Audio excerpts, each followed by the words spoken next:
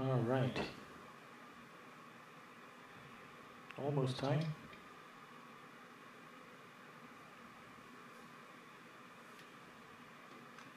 Doors are closed.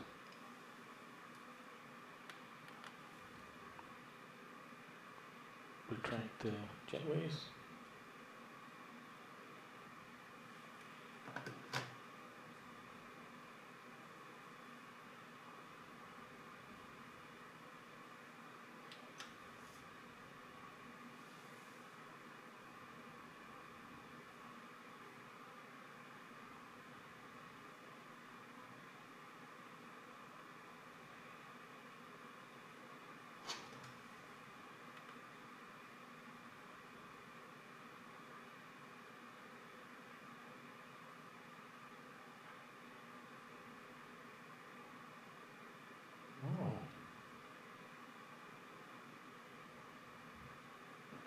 Sorry, guys.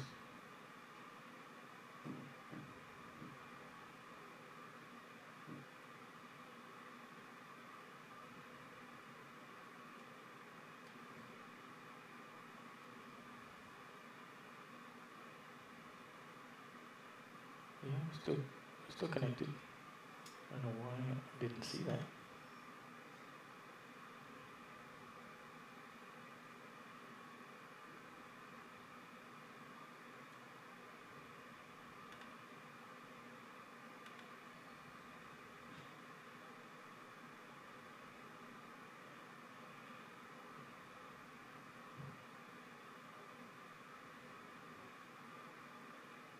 It's very strange. I'm not seeing.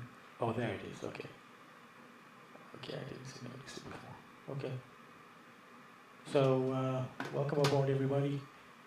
This is our final sector of the United Hub Hop Tour, offered by United Virtual Airlines. Sector 7 of 7, flying from Dulles, Washington Dulles to Houston Intercontinental or George Bush Airport in Houston. So it's about a 2-hour, 45-minute flight. And we did have DC Center for a while, but right now I can show you on our chart. That's Dulles. And as I zoom out, those of you familiar with VATScope will see that the blue outlined areas have got ATC, but we're flying. See if I can get all the way down to the bottom left there, Houston, and there may not be any ATC along the way. Unbelievable. Our departure time is in about 9 minutes, so we gotta hustle. It looks like it's about an 1,100-mile journey, and as I mentioned, about 2 hours, 45 minutes airtime. So we'll put ourselves back on the ground. We're expecting runway 30, a clutch 3 departure. And so we're going to be turning, after we take off, turning left to Butters is what we're planning. So we're tuned into the CTAF frequency for Dulles, which means that's what you tune into when nobody is around. And so we're set. Let's just put on the one of the fuel pumps, and we'll start the APU.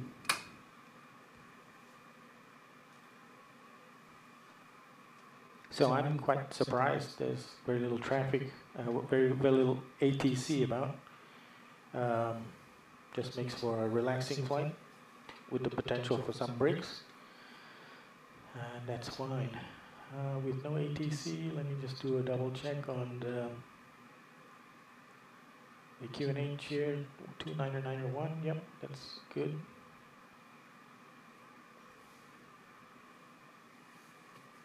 Just waiting for the APU to spool up so we can turn that on, get juice from that flowing, and then turn off our ground power and our ground air. Okay, APU is alive. APU is on the bus. And oh, I shouldn't have had it, but the tube bleed is on now. And we'll check. Yep, we got juice coming out of the APU, so let's power down the ground power. And let's disconnect the ground power and the ground air.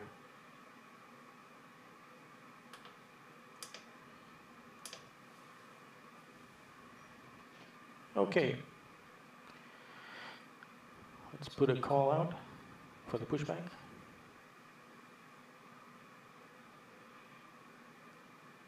Dulles traffic, United 2275 at stand Delta 24 is pushing back facing west. Dulles traffic. It's, yeah, it looks like we're clear. Let's call the pushback truck.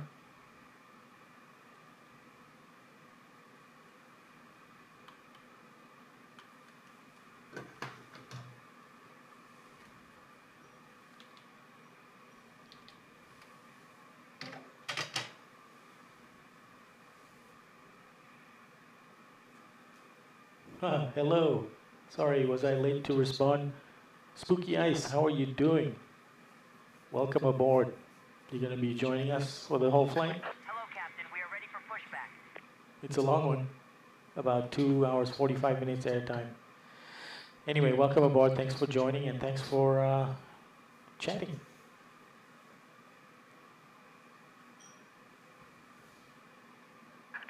Departure checks completed. Bypass pin inserted. All right, let's do the before start checklist. First things first, let's activate our smart cars. Okay, again, this is what we need to make sure there's a good connect between our SIM and the United Virtual database, so it can track our movements and tell us our landing rate. Locking gear. Okay, what else? Before start would be fuel. We got 20,000. Yep, that looks good. Passenger signs are on. Windows locked. MCP is set. Takeoff speeds are set. CDU pre-flight completed. Rudder and aileron trim are set. And we're going to do Zulu Yankee 11. Let's nose left. Release parking brakes, please. Okay, we're releasing parking brakes. Commencing push. All engines clear. Start at will. Let's put on all the fuel pumps. Turn off the packs just for the engine start. Start engine number 2. Anti-collision light on.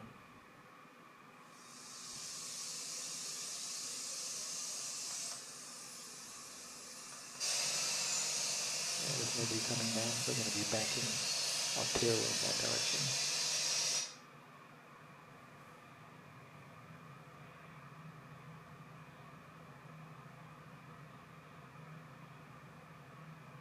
Motoring into 21%.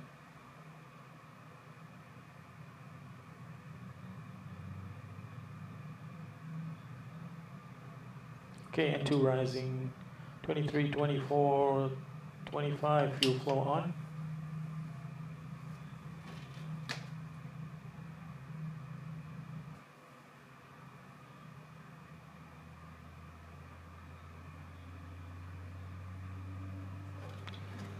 All right, so our before start checklist was completed.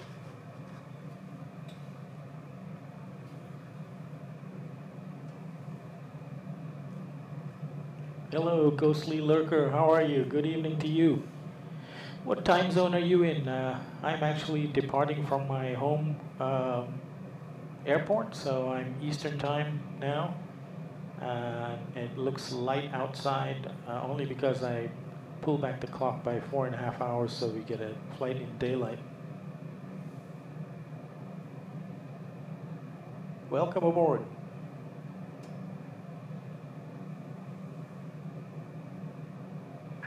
Please set parking brakes.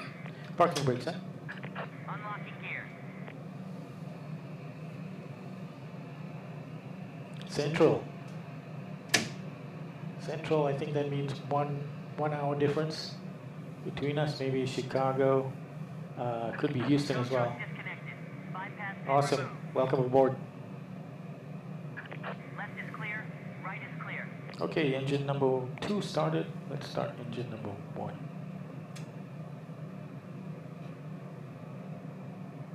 Hand on the fuel lever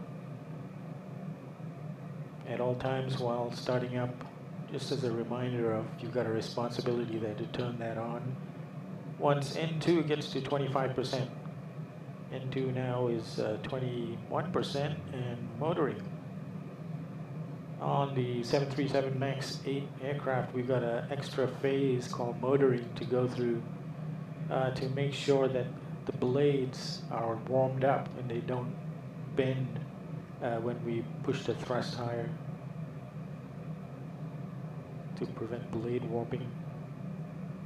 Interesting, right? Okay, fuel flow on. Yeah, it's pitch black out already and fall comes. As fall comes, it's only getting dark earlier and earlier. Yeah, that's for sure. That is for sure. That's the glum part about getting closer to the winter. And but from a simulation standpoint, I get light coming in from the windows and it reflects off my computer monitors. It's only a temporary problem until I get blackout curtains, but that's one benefit at the moment for having the sun go down earlier. Yeah, Ron, that's a good question. I'll just tell you, without even including all this stuff that's in the cockpit and the shell itself, which is a full-scale 737 MAX, even without all that stuff, we're looking at $14,000 in two machines and 3 65-inch OLED monitors, just for those items alone. So, think medium luxury sedan, maybe a German one. Okay, we've got 2 good engine starts. Let's get them on the bus.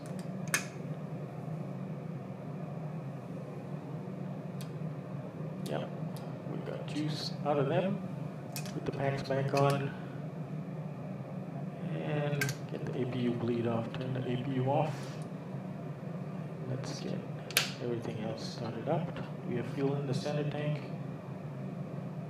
Yeah, we do have fuel in the center tank. Wow. We're going to have center tank fuel for a change. Let's get the probe beads on. Engine start switches to continuous. Taxi lights on. Mirror is on. It's all set up right. Landing altitude we checked. Anti-collision light on. Okay, let's set the flaps to 5.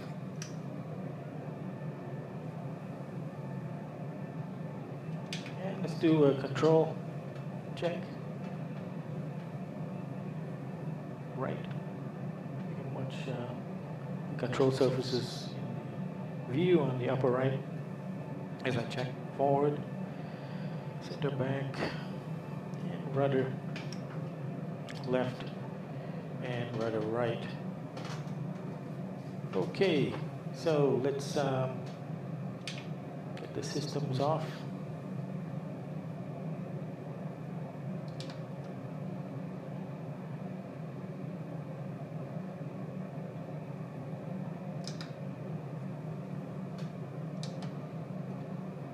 AirPods on. VSD on. So we're going to be taking off and making a left turn for Butters. Let's just double check that. Taking off. Left turn for Butters. Absolutely.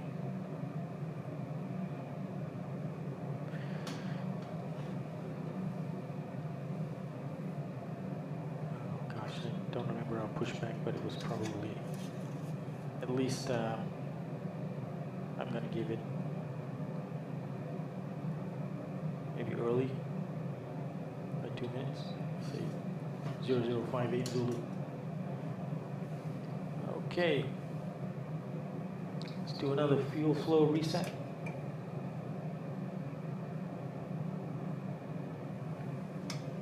Okay, before taxi checklist. Before taxi checklist, generators are on, probe heats on, anti-ice not needed, isolation valves to auto, engine start switches to continuous, recall checked, auto brakes to RTO, engine start levers idle to 10, and flight controls checked, ground equipment clear before taxi checklist complete. Let's give a shout out.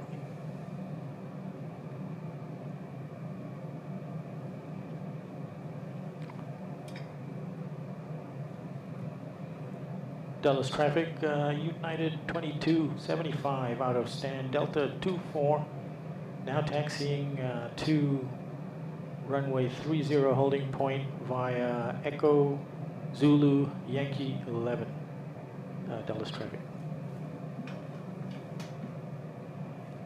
Brakes off.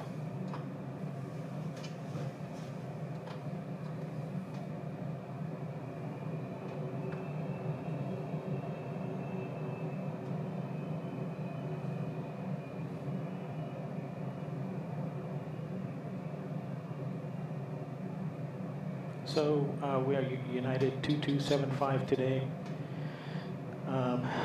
We have 166 passengers aboard. That's a full flight, as we've done all these 7 sectors of the United Hub Hop tour. And the aircraft today is United registration number November 27261. It's an aircraft that has been specially painted with the together United on one side and United being United on the other side.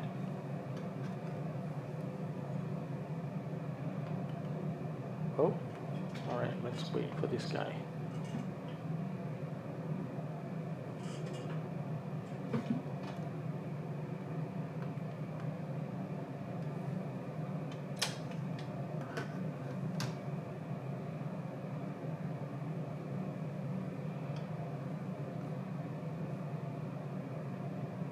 Standing by for 777 aircraft to pass us right to left on Zulu.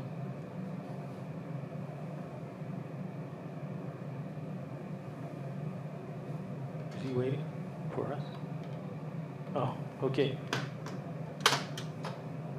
All right, we'll go first. United 2275, moving again. Zulu Yankee 11 for runway 30.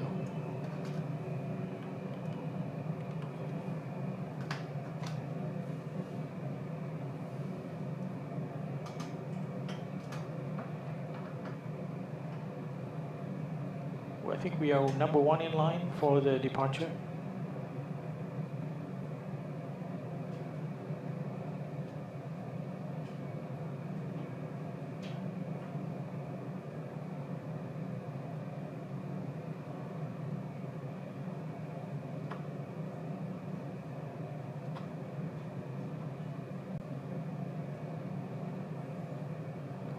So we'll start turning stuff on. TRA, put our strobes on.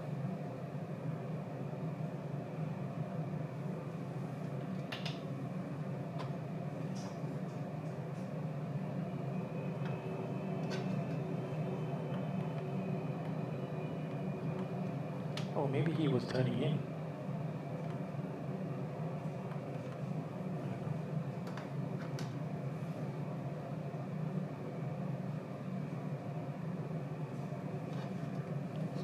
CTAF again. Do I have the right frequency?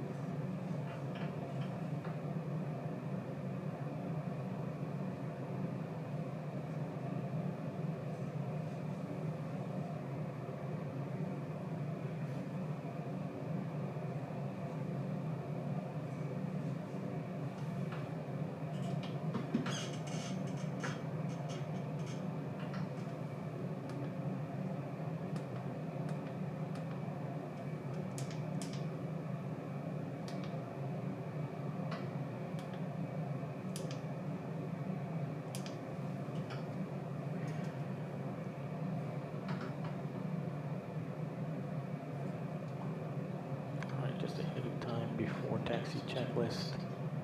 The flaps are set to 5 and the trim has been set as required. Get our lights on.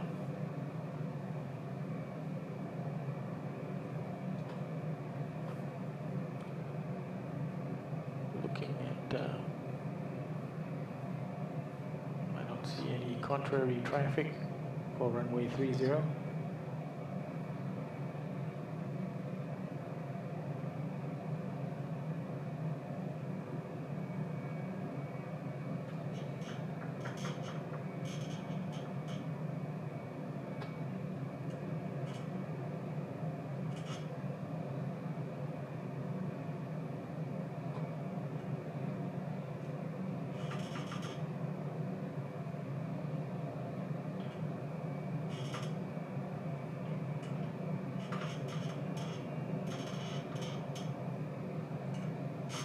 Dallas traffic, United 2275 will be lining up for immediate departure, runway 30. We're on a clutch 3 departure, first waypoint Butters, Dallas traffic.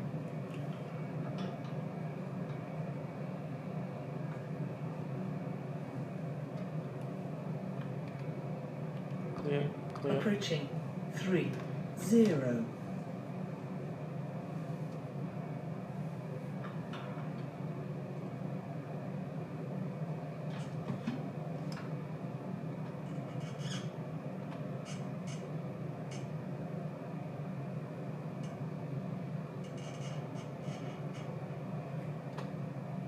All right, Victor, you all set? If you don't know, Victor is my co-pilot. And he is the pilot not flying today. So he should be doing the radio, but he's a bit of a slacker, so he makes me do everything. Okay, folks. On runway 30. We're set. Forward pressure on the controls, and let's spool up to 40% on N1.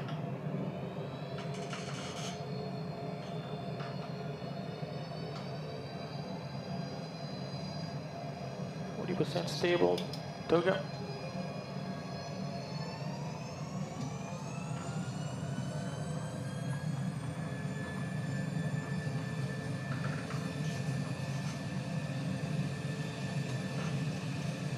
knots.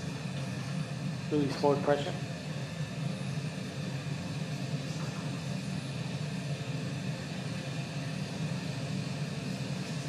V1. V1. Rotate. Rotate. Positive ring, gear up.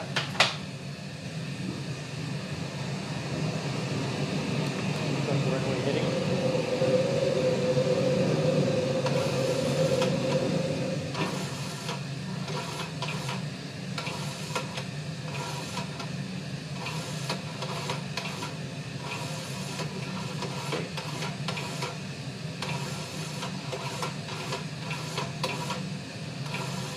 Traffic, United 2275 airborne fast 2000 for 3000. We'll be turning now to left-hand turn to Butters.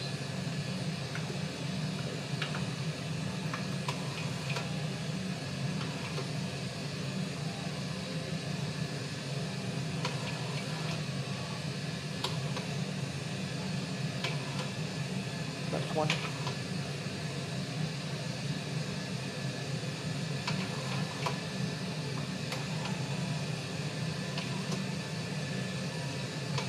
Now.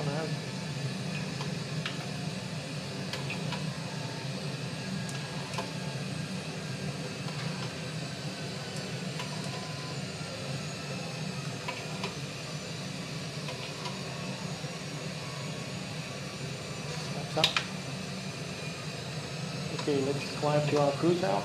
Flight level 320.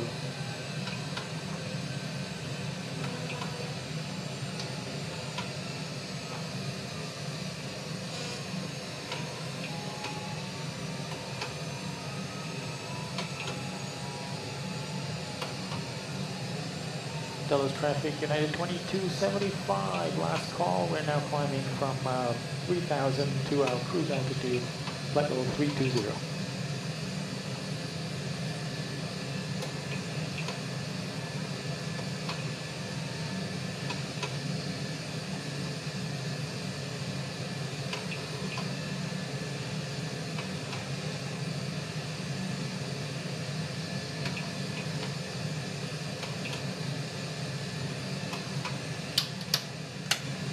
off.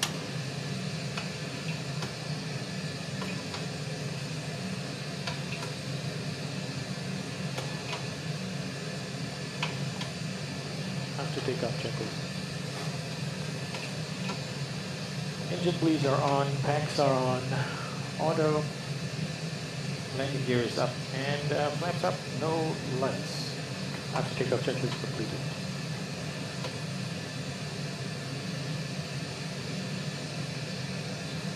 Up and away. That's right. Let's see, let's look at ourselves on the chart. Here we are, we're heading for Butters. We're passing 6,000 feet right now for flight level 320. Let's see, cabin altitude is just about 1,500, and diff pressure is about 2.6. Temperature, duct pressure is right, and temperature is right. So all looking good. We have center tank fuel, and we have our center tank pumps on.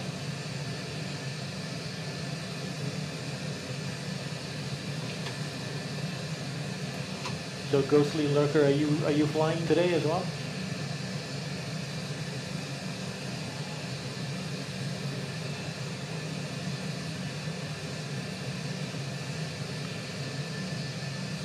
All right, Butters, here we come. And I'm going to take a quick gander at, just looking at this view for a bit, and VATScope, just to confirm where we are.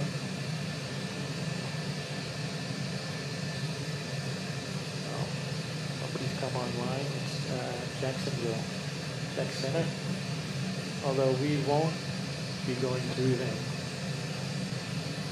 And I'm not sure that we'll go through Indiana as well. Oh, what is Indiana? What is it actually called?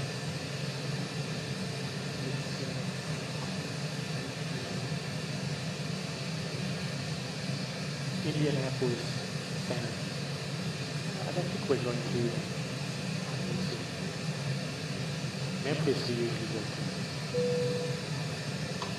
I'm going to take a quick look on my flight plan here and see what's the next flow boundary we cross. And I should go to 122 decimal 8 Unicom. And checking Atlanta for what we cross first. Where's Atlanta?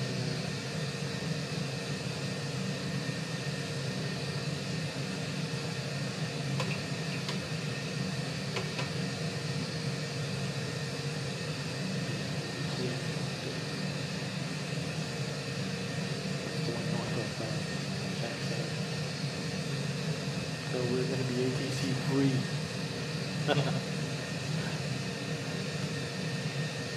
Just watching. Okay, cool. Well, enjoy the ride. It's going to be a relatively long one. Pitch your roll. Yo, how's it going, man? Thank you. I appreciate it. It's my dream setup. Enjoying it thoroughly. Some people think I'm crazy, but I love flying this thing. And it's still a work in progress. I've got lots of more components to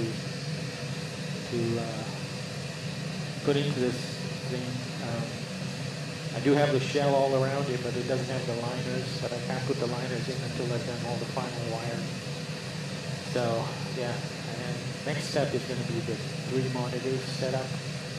It's going to be just like the size of the one in front. I'm just going to move that one over a little bit, and I'm going to have 2 45-degree angles. So I'll be able to look out of this side window a little bit and see. That's good. Okay, put Super TCAS on. For those that don't know, Super TCAS, your normal TCAS is Butters.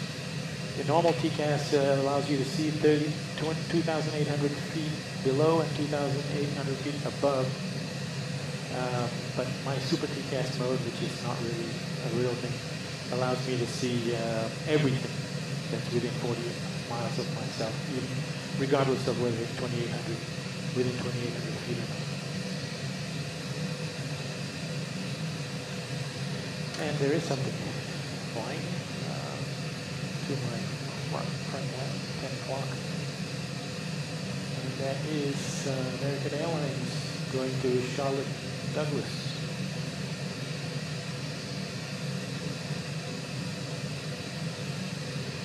Okay, let's quickly take a look at what Butters was. Fuel 19.1 remaining in the tank. And of course we'll document that for Butters. Wow.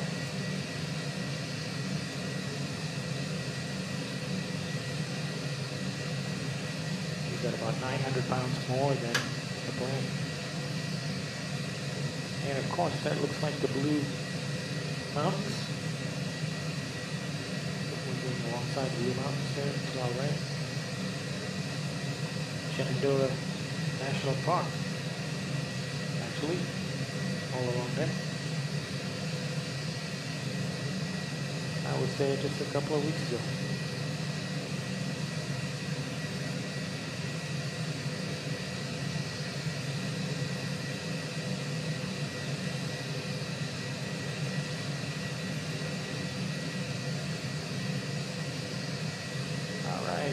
Altimeters to standard. We're now passing flight level 200 for 320.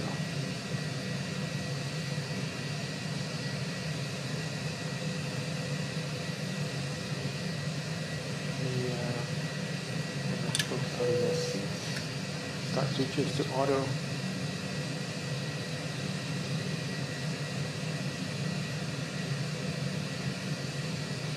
Gauges and pressures all look good. We've got about 1,600 pounds of fuel left in the interesting. Obviously, coming on for fuel.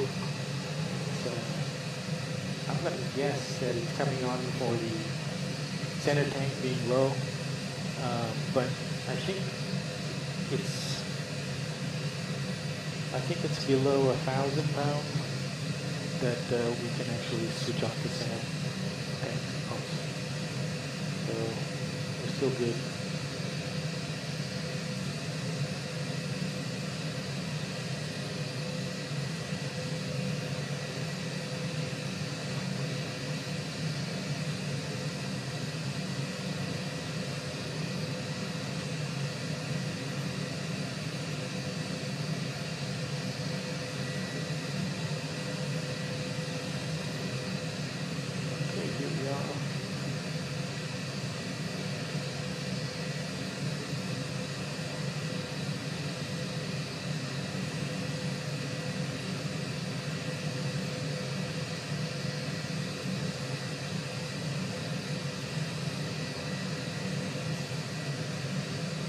No ATC. I think we're gonna, if things stay the same, we're gonna have no ATC this whole flight.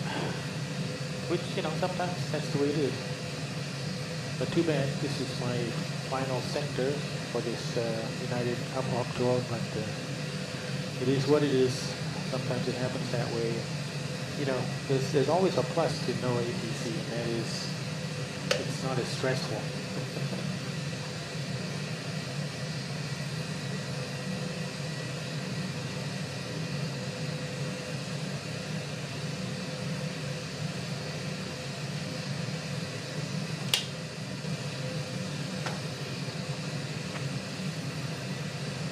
So looking at the big picture here, we've got about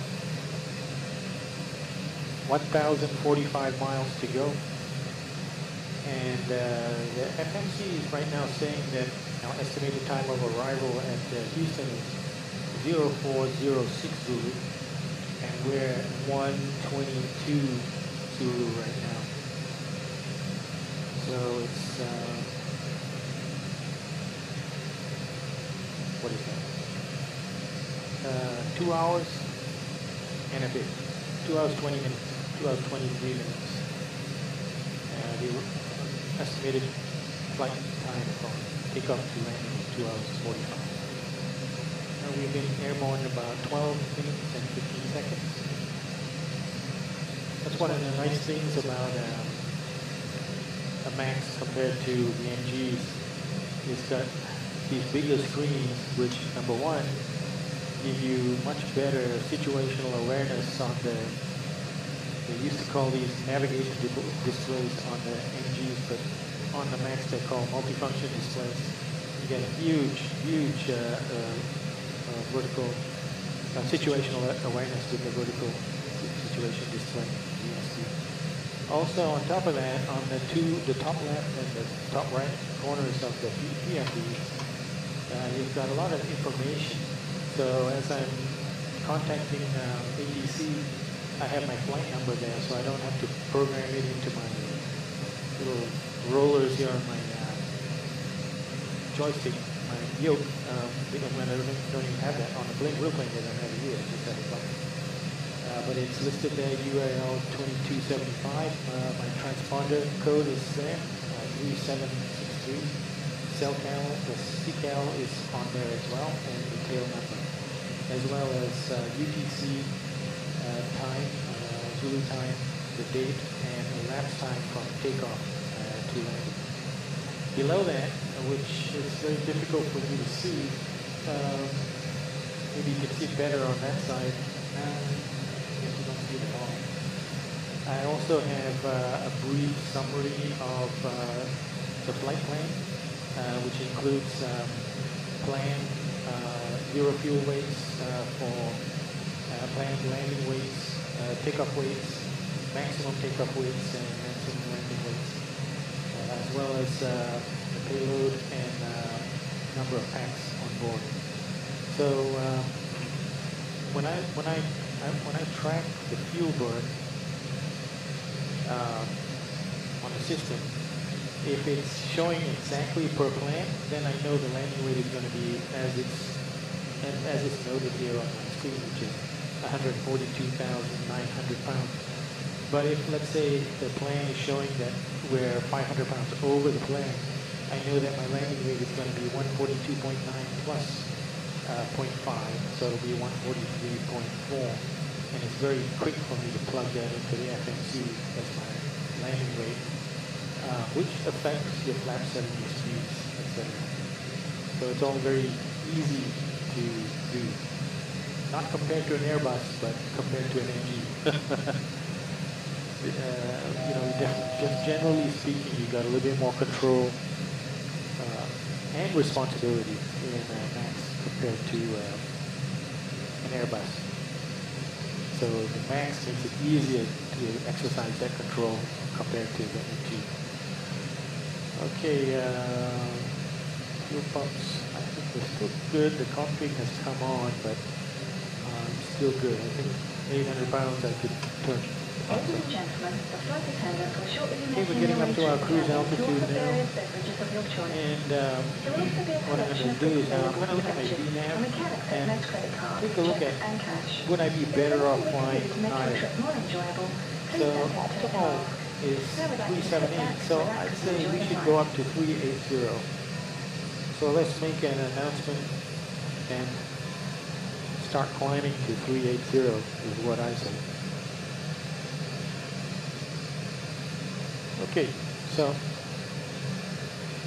Unicom traffic, United 2275 now cruising at altitude flight level 320, and we are now going to be climbing to flight level 380 as final cruise Unicom traffic.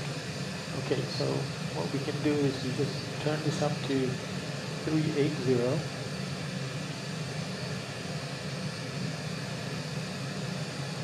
Okay, that's where we want to go, and we hit the off interval. And now it automatically updated our cruise out in the FMC to 380.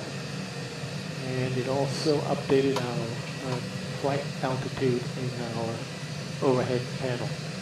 So one change affected the value in 3 different locations.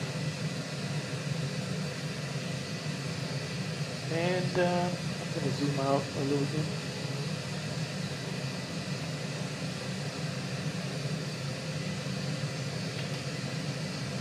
Okay, that was an insufficient fuel warning, and you can see the bottom right there, I've got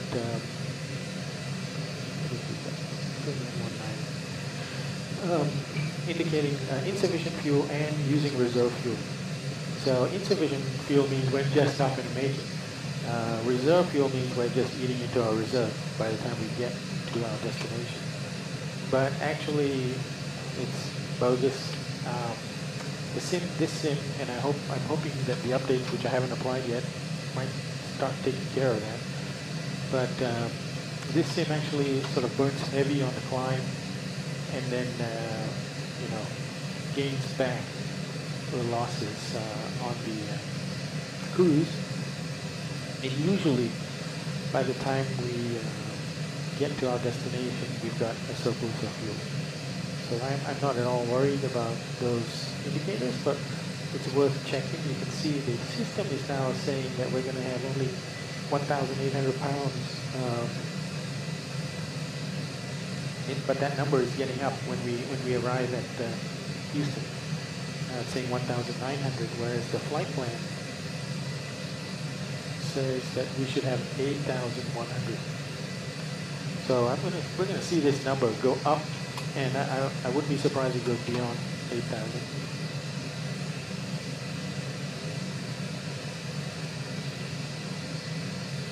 So we're still climbing now to through flight level 356 for 380. Kirk, our fuel was 18.4.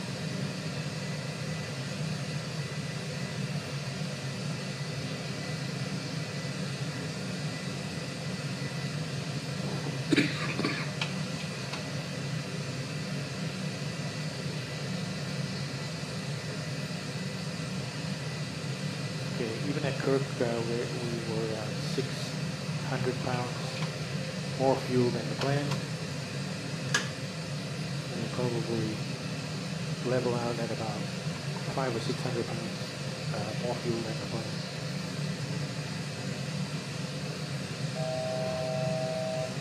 Yeah. Getting to our cruise level, and center tanks almost down to 800 pounds.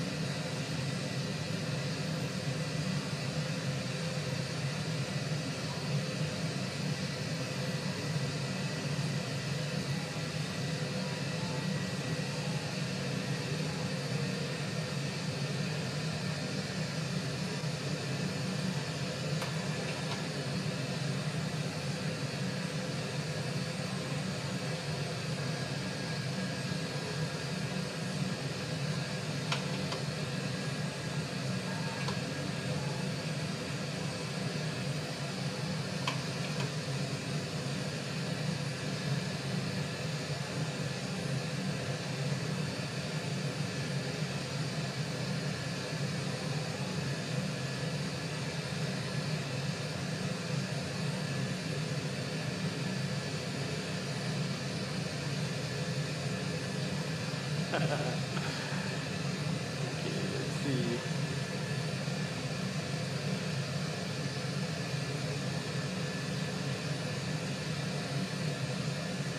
Okay, so I was wrong. Now, I should be checking the manual for this, but I'm actually using ChatGPT. So it says that we should be switching the fuel tank, fuel pumps, center fuel pumps off at 1,000 pounds or less. So I've got them off now, and the lights over here have gone off. I think the caution, yellow caution on the primary flight, on the multifunction display should go off.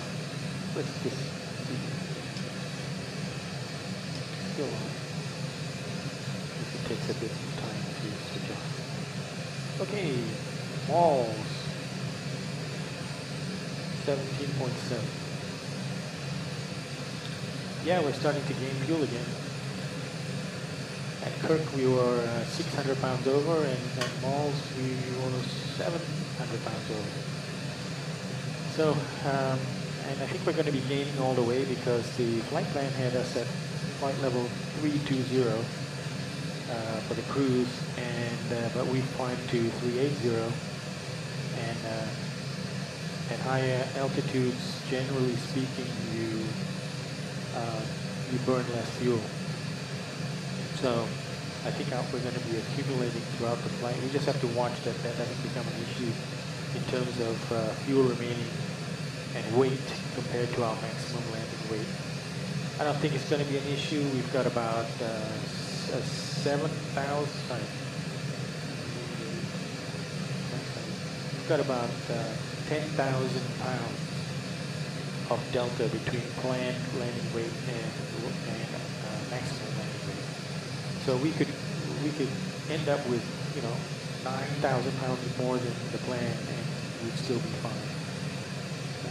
Usually I'm maybe between 500 and 1,200 pounds over on a flight, and but I mean even if it went up to 3,000 because of the change in our cruise altitude, we're still well below our maximum landing weight.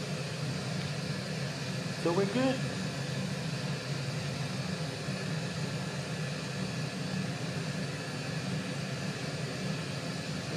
Now we're in cruise, we don't need the vertical situation display, and we probably don't need the airport display. We can just put our range out further.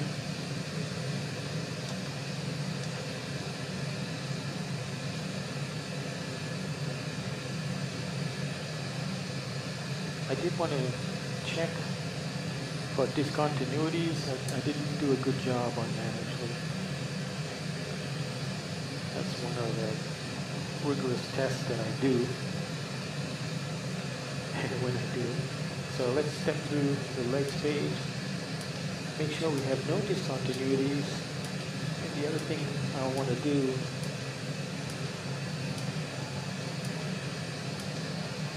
is set up for the arrival in terms of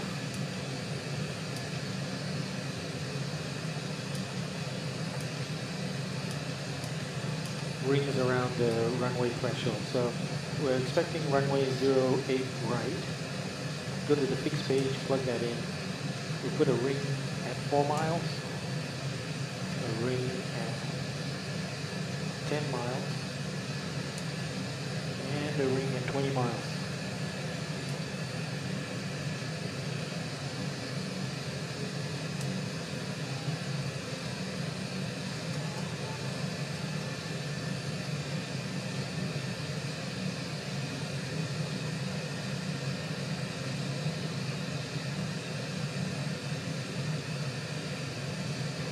Tracking very nicely to our plan on Navigraph charts.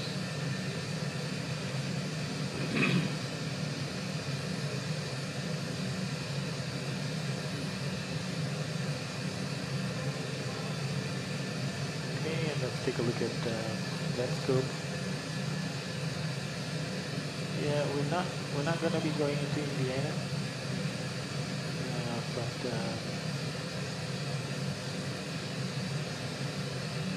Atlanta is what we would have been switching to, Atlanta for, but looks like that's not coming alive either. And then it would be Memphis.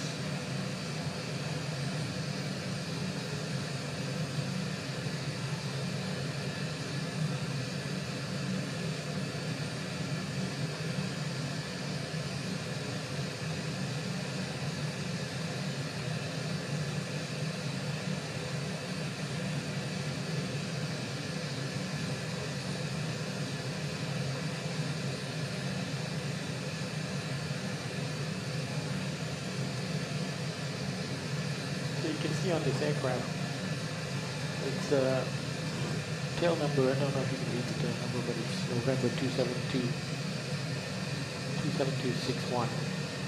And the paint job on the plane says United Together on this side. And on the other side it says Being United. And underneath the plane there's a United Together logo under the belly. I actually asked a friend of mine to specially paint this for me. He was very kind to do it. C McBee, thank you so much. You've done paint work for me in numerous aircraft.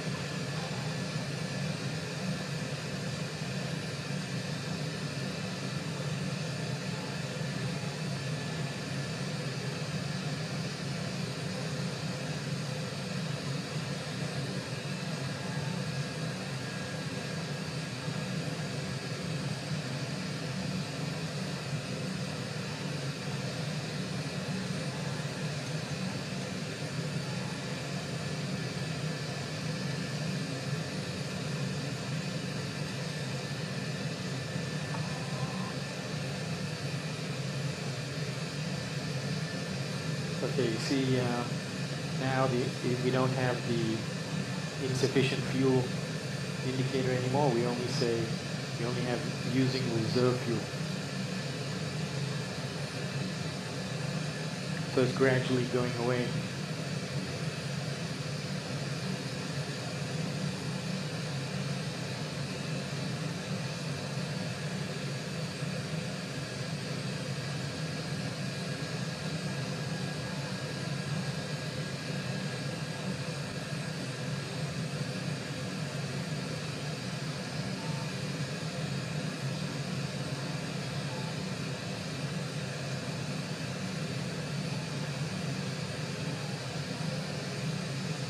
So what did I say it would be when it gets below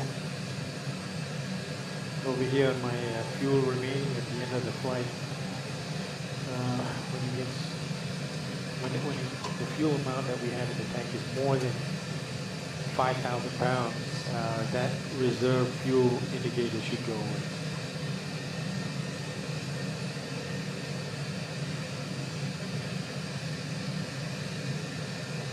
All right, guys, and if anybody's still tuned in, feel free to fire away your questions.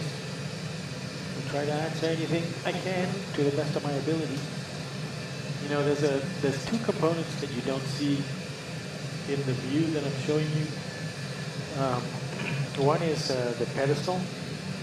I've got the fully functioning pedestal, including a printer as well. So if I want to look at weather forecasts or whatever, and for some reason I want to record that information, put it on my board in front of me here, I can just print it out and stick it on here. And you know, I've got a transponder, I've got the weather radar, and then the comms for communication, and then the nav radios as well for setting up the ILSs. So just for grins, I'm going to take a look outside at the flight plan, and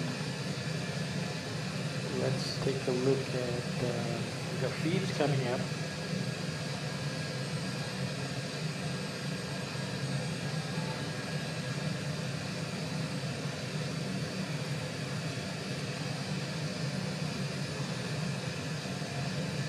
Looking for a radio station that I could tune into.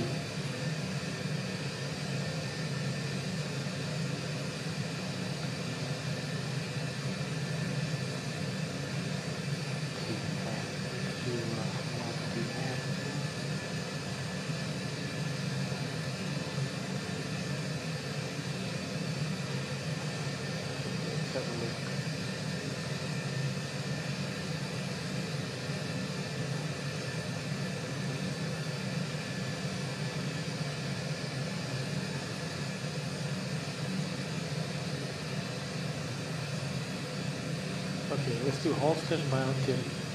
It's a VOR. So let's do 114.6.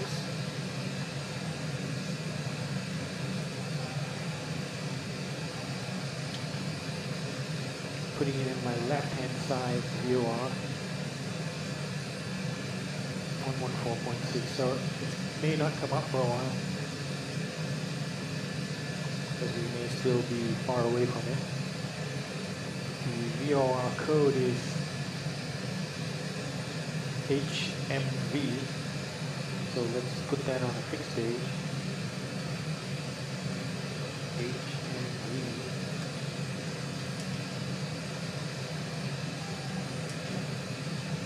So there's HMV.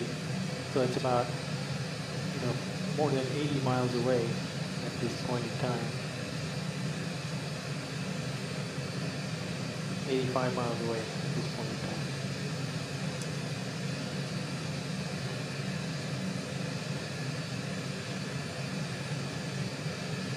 So it should start coming up on the VOR on the bottom left of the primary flight display when we get it within range.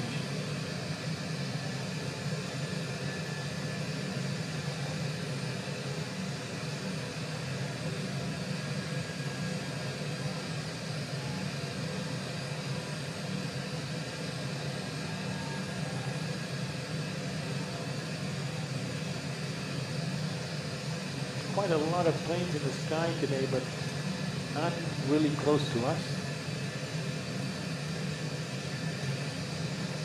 Slight bit of turbulence there, not enough to make me want to turn the seatbelt signs on. See on the VATScope the weather in Florida.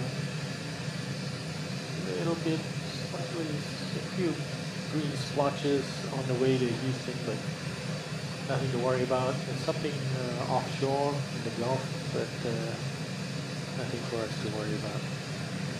We've got a bit of a headwind right now. It's affecting our estimated time of arrival, which is say 4:20 Zulu.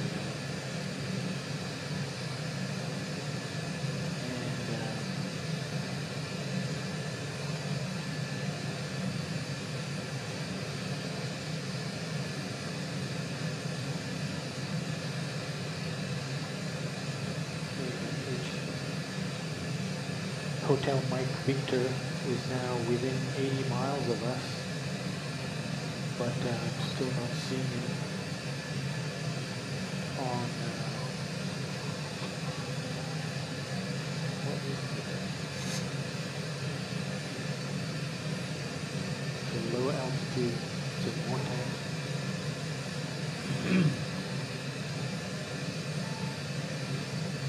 Alright, let's put the seatbelt signs on. A little bit too much turbulence to let people walk around.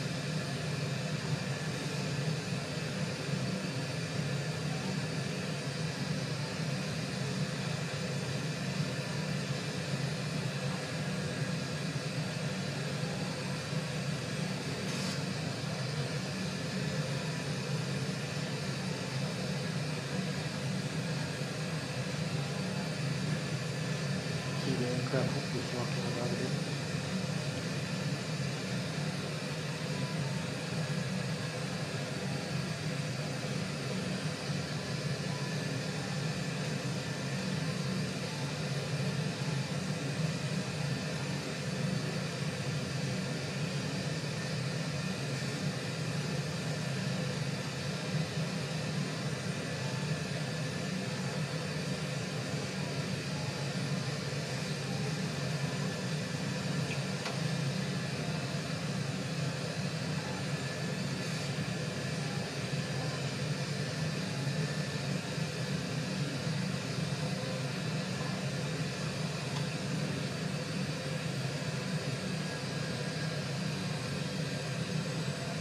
So the good thing about being able to plug it in on the fixed page is that the fixed page is based on the geographic location of that VOR.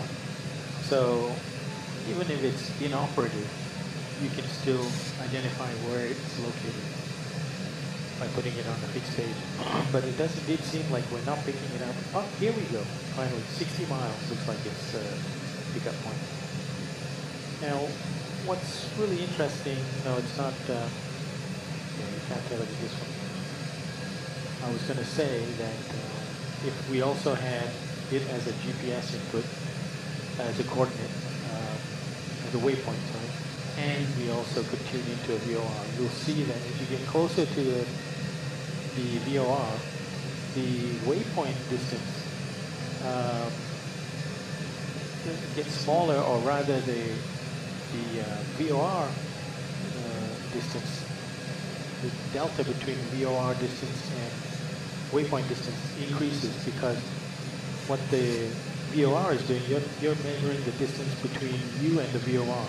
So it's never going to be less than the altitude you are above the VOR, whereas the waypoint is the distance is from a plan view.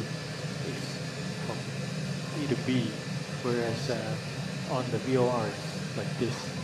So the VOR reading is going to be a little bit longer. Oh, the distance is greater than a waypoint. Nothing to worry about when you've still got a lot of distance between you two. But like this, as you're getting closer, that's why there's the delta.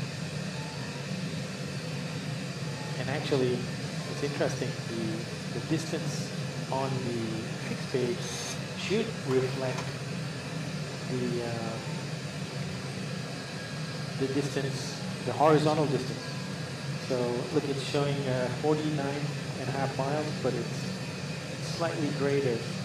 It's about 0.3 of a mile greater on the VOR. And that difference is going to increase. So over here now we're getting down to 48 miles, and it's 48.3. So there's already a 0.3 of a mile difference between the distance using the VOR versus the waypoint in the fixed stage. Hope I'm not confusing you guys. I'm usually the one getting confused. Yeah, we got turbulence. Let's see if it's actually showing up as turbulence. We've got some layers here, and we have a specific one for turbulence.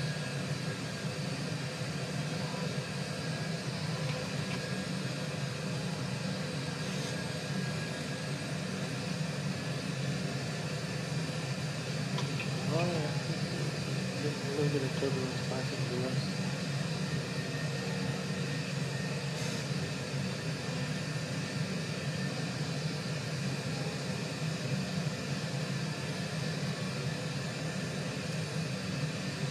Should have passed by already, according to this chart.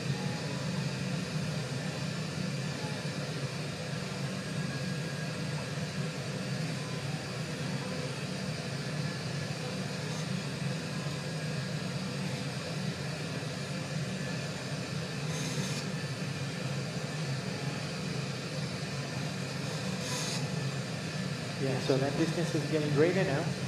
Let's check at 38 miles.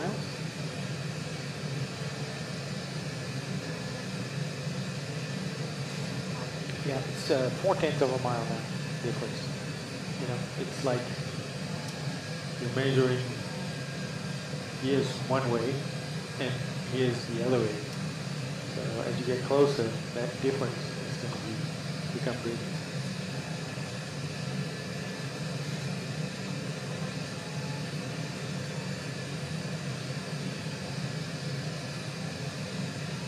Alright, we need to record some fuel burn here.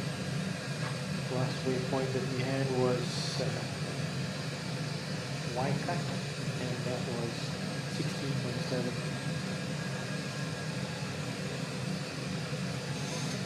So that's 800 pounds more than the plane.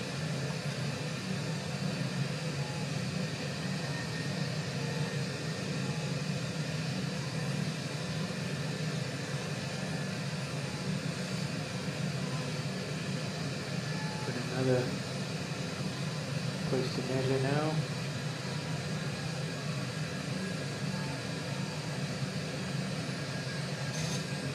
A lean 16.6.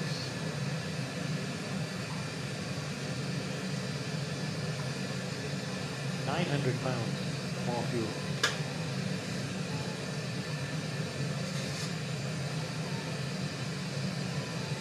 Now we're within 30 miles of Hotel Mike Victor, and we have 27 miles. Let's see, 27 miles. It's 27.6. So now it's 0.6 of a mile difference. So you get the idea. I'm not going to keep doing that. But theoretically, by the time you just overhead it, you'll find that the fixed distance is 0, and then the VOR distance is exactly the altitude that you are from the ground. So that's the radio altimeter distance.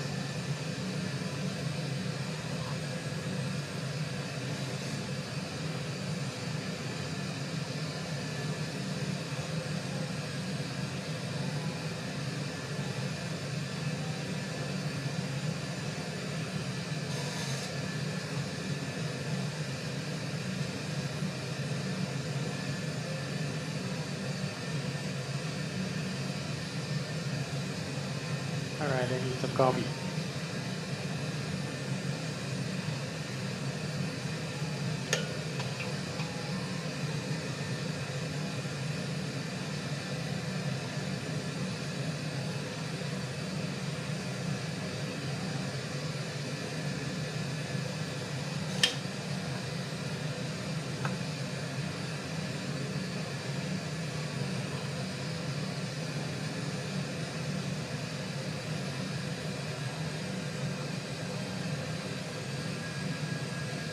So the guideline for turbulence is, if you have turbulence, you put the seatbelt signs on, and then when it stabilizes, you have to have like 15 minutes of stabilized flight before you let folks out of the seat.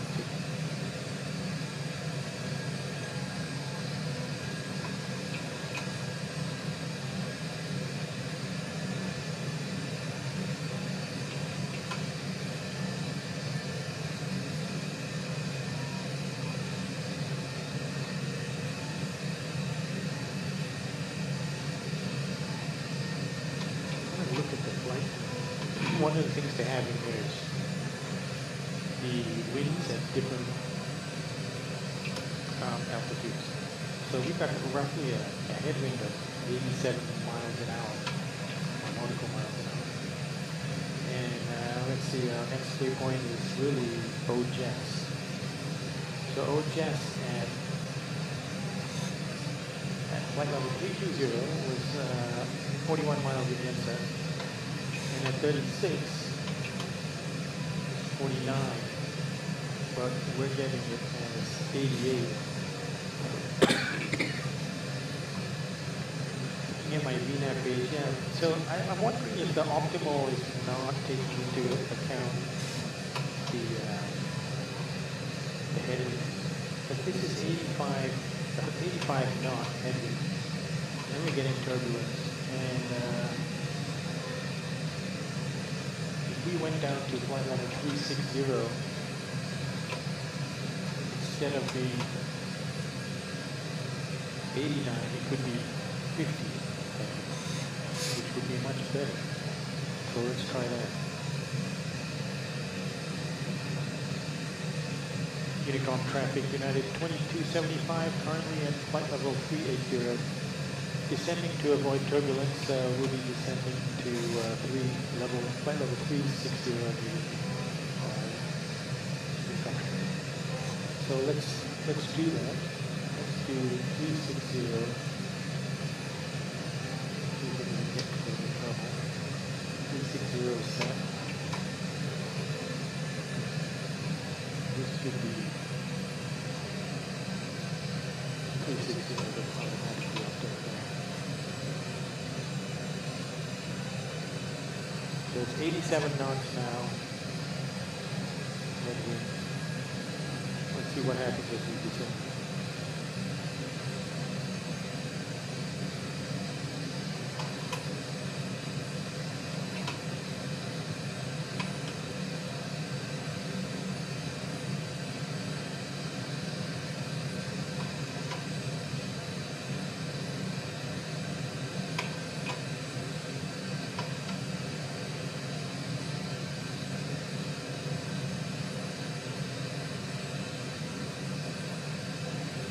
So it didn't even have the altitude at 380 on the plan. So the headwind is reducing. It's now 72.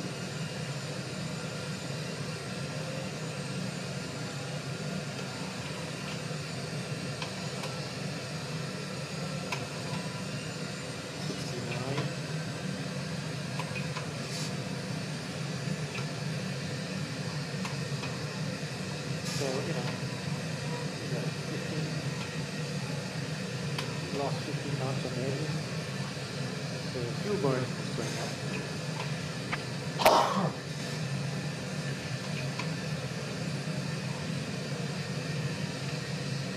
Turbulence is still there, though not as bad.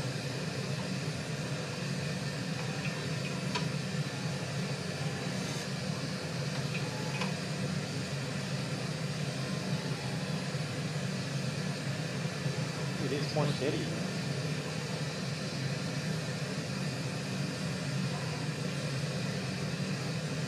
Wow. Look at that. Just zero. Not so much turbulence.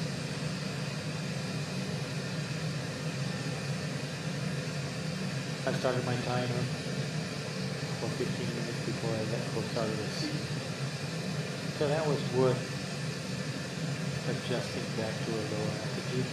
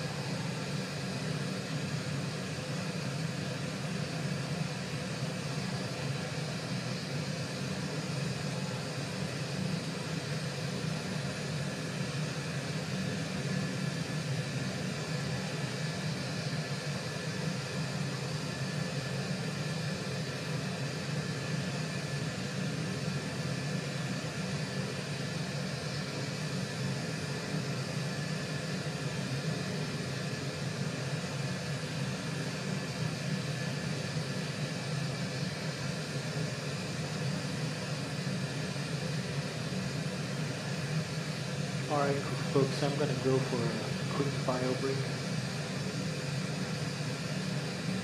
and then I'll be back. Okay? I'll just do about 5 minutes.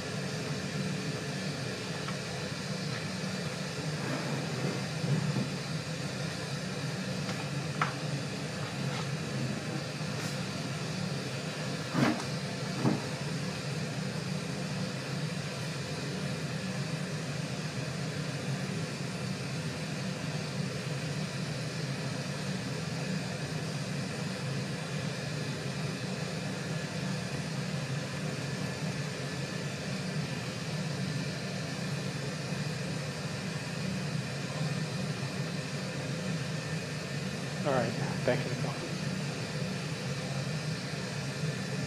See, things like that, I don't, when there's no ATC, it makes it easy for me to leave. Without having to contact ATC. Alright. So we've 5 minutes since the turbulence subsided.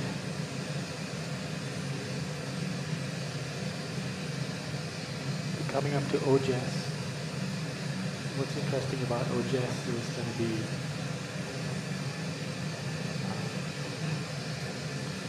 let's see, our cruise is 360.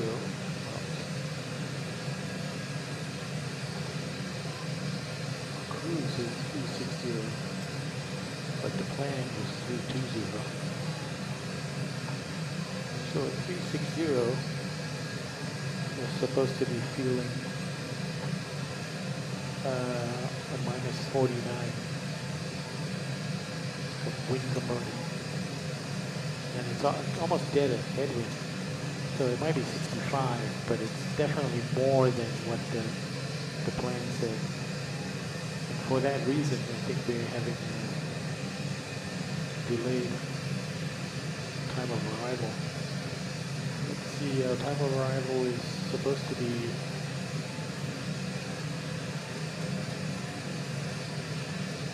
4:16 parked at the gate.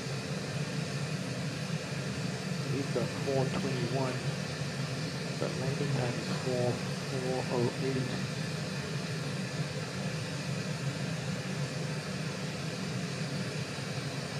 Yeah, so we're going to be like 13 minutes late. So I think what we're going to do is we're going to try to speed up to make up some of that difference. Some of it I think is going to be caught up anyway, but let's see if we can increase our cost index to 370.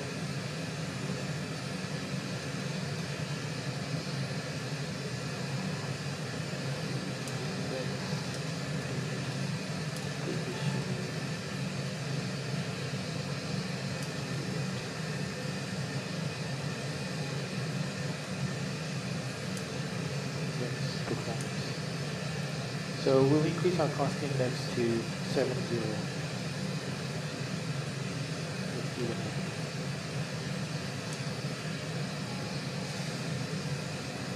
So this is causing us to throttle up.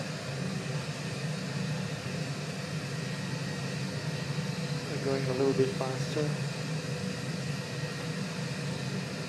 And now our estimated time at KIAH is 4:15, which is a little bit better. And I think that's going to improve too.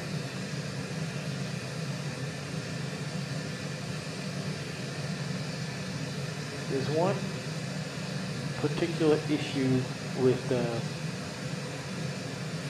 getting your cost index too high, and then it gets too close to the stick shaker caution speeds. And that's not a problem. That's, you know, unless it gradually becomes one in a real plane, you certainly have time to adjust for it. But in the sim, you gotta understand how the weather works in the sim. Is that the weather is not continuously updating incrementally as you fly through different geographies. It's actually happening in time blocks. So maybe every 10 minutes the weather gets updated, or every 15 minutes. I'm not sure what the interval is. So if you're flying for 15 minutes, you know, you could be 120 miles further along, and all of a sudden you get a updated wind set of data, and it could mean the pressures are different, the altitude is higher or lower, the winds are higher, and the net is that this red stick shaker speed bar actually dips to a lower speed than your current set speed, then you start going all kinds of haywire, and you have to disconnect the autopilot and regain control of the aircraft. So long story short, I don't like to get too close, and this is closer than I usually comfortably am. I found that my cost index set at 50 is usually okay for most of the time. Before that, I used to fly with a cost index of 60, but that seemed to get me into trouble sometimes, more so than 50. And now I'm setting it at 70, so we just have to watch out for any kind of issues like that. Certainly, I won't leave the aircraft for a long period of time if I've got it on cost index 70. Again, this is just a sim thing. It's not even a real world thing.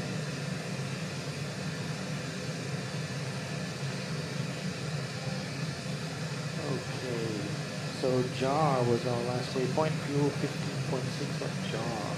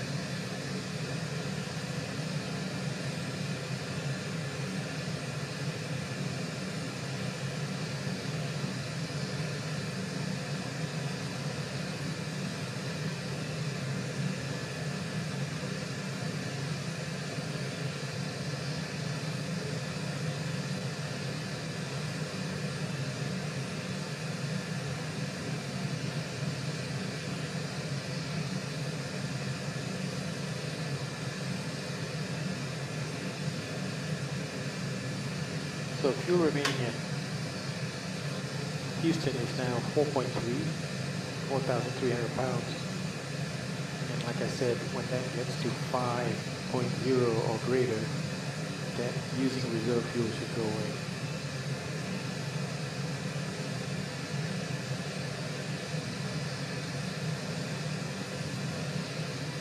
I wonder if they will improve that delay with the weather on. So are you saying that you get that in 2020? I'm not using, I'm on P3D. It's a limitation of my cockpit software, Sim Avionics. They don't work with Microsoft Flight Simulator 2020. So anyway, so you've got that issue in 2020. Do you have the ability to control your intervals of the weather injections, pulling in real world weather injections?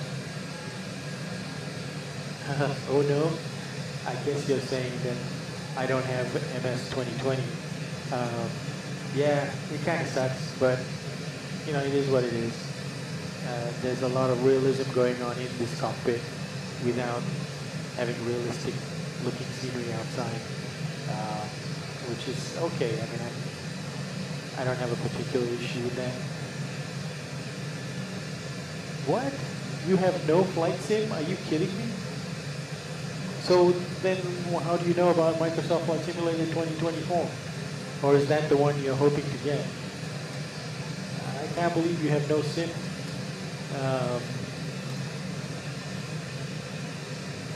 But, I can understand it. That's the fact. I think that a desktop sim these days would be awesome. I used to, for a long time, fly desktop sim. And then I discovered you could get a mode control panel and an airface. And stick it underneath your desktop display, and you could do a lot of changes using just these two instruments. It's so much of an improvement over just purely desktop. And then I had a button box and I still have it, but I don't use it, Stream Deck button box, where I have 32 buttons on it, and they're programmable, and you even change the graphic on the button. So there was a lot of control for views and all of that. So you can have a lot of fun with your desktop sim without having all of this, but especially you get these 2 units. And I think I've seen some manufacturers make those relatively affordably compared to when I purchased these for. So check it out. If you want to fly an A320, they've got nice looking ones for A320s for a reasonable price. Long time passenger on various flight sim channels, LOL. Oh man, you poor guy.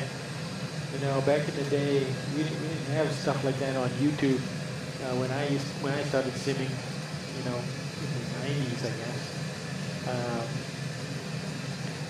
Maybe before you were born, I don't know. But yeah, we didn't have the luxury of having channels. And to be quite honest, I like to record my flights just to be able to watch back to see if anything goes wrong. You know, try to figure out what the heck went wrong. But you know, since and then to record it is a pain. Like then you need storage and all that. So I figured if I just streamed it, then you know, end of flight, it's all streamed off. Other than maybe putting some notes in my recordings, it's all done, and I don't need a lot of space because it's all getting directly sent to YouTube. And then I thought, okay, if I'm going to stream it, might as well let other folks see it. So here we go. You know, I'm sharing my video with you guys, and you can see all the overlays on my display, and that's all made possible by something called YOLOBox Ultra. YOLOBox puts out a whole bunch of real-time video editors, and it's a little tablet-like thing. It's about the size of a footprint of a mini iPad, but it's about an inch thick.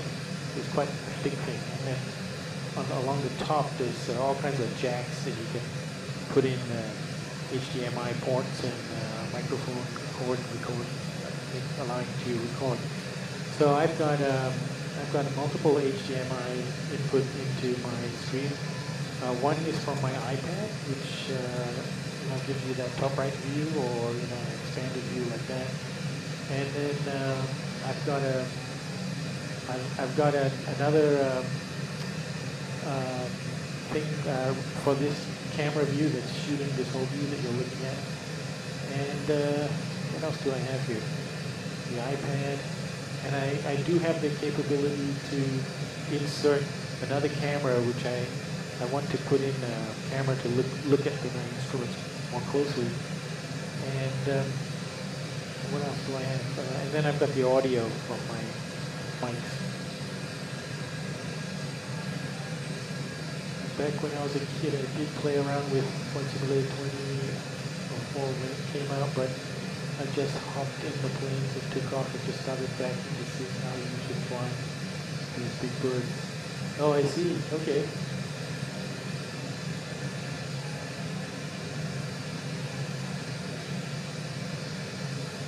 Well, yeah, it's taken me a long time to learn how to fly, because obviously well, maybe not obviously, but this is, I've learned just through the years. I've taught myself how to fly this thing. I pretty much know all the controls for this aircraft and what they do, and you know, how to take shortcuts and all the regular stuff. I'm not so good on the go-arounds, I tell you. There's one video that I had going into Vienna once, I think that was awful. I've got to practice that. I know how to learn how to practice it, but yeah, I never went to any kind of school to learn this. So self-taught, but I do refer to manuals nowadays. But awesome. Well, good that you're back into it.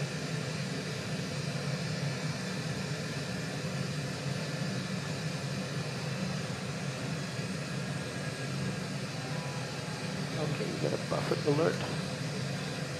Just as I was gonna let the Seatbelts off. Buffet alert, but I'm not seeing any buffeting.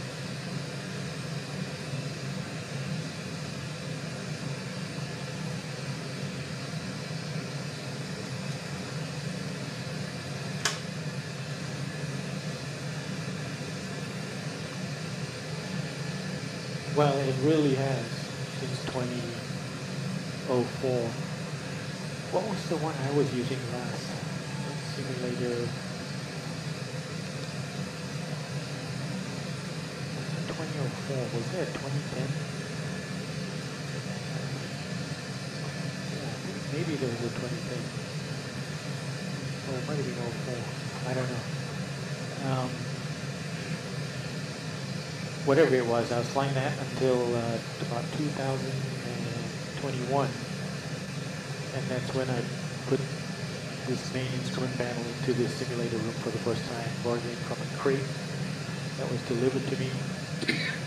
And then I put it in here. And the day that I actually brought the MIP into the simulator room was the day that Boeing delivered to United Airlines a 737 MAX 8 with the registration number 27260.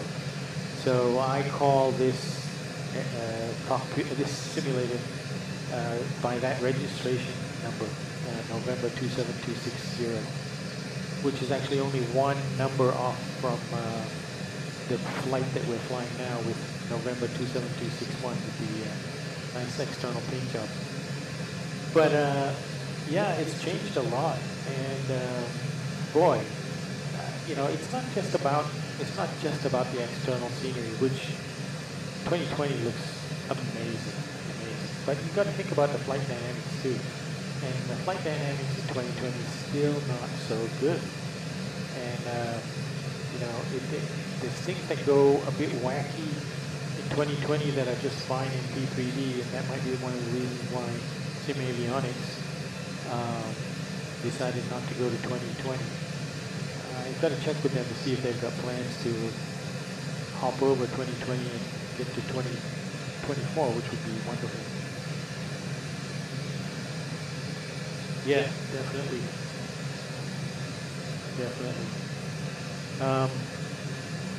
Love this sim.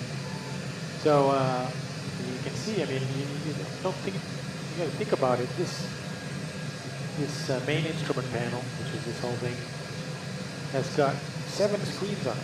So I've got a computer that's driving 7 screens for this main instrument panel. So I've got that screen, the little standby instrument screen, and then those 2 screens, and then the flight management computer screen, and that one as well.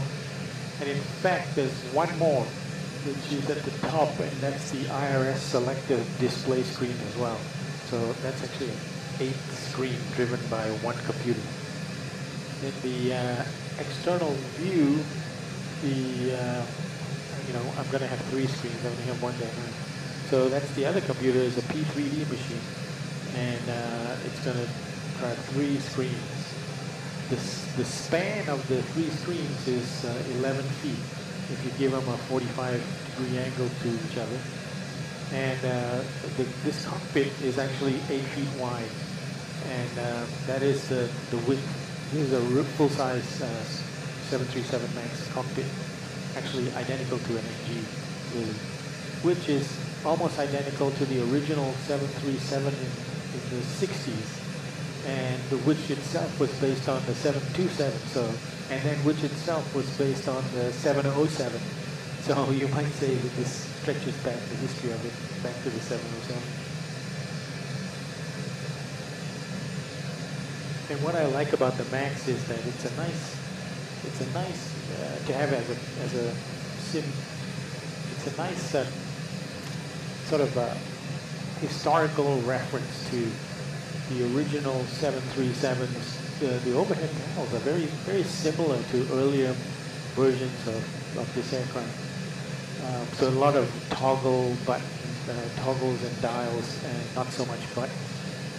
And but the screens, the main screens in front are modern, big, more efficient in terms of being able to manage the flight and with better situational awareness.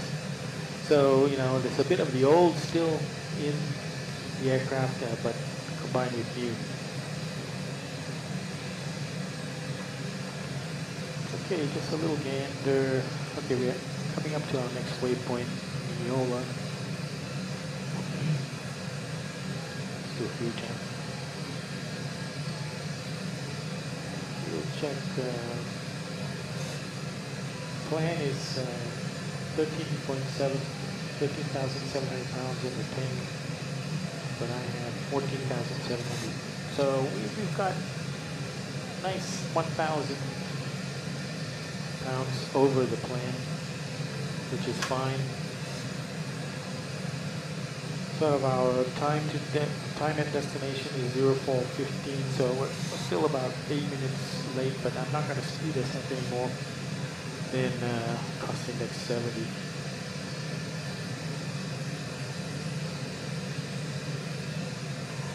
Uh-oh, we got a little bit of turbulence now creeping back in. That's enough to get everybody back in the seats. Okay, so time to top of descent. 3:38. Okay, so in about 13 minutes we'll start planning for our arrival. And we'll set up our landing configuration, etc. at that point.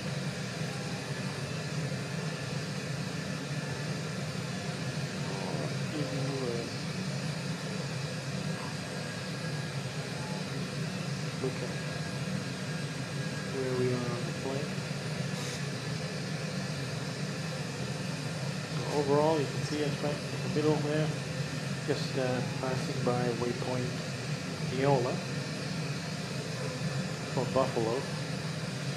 And Buffalo is the next waypoint you can see in front of us, and that's about 64 miles away.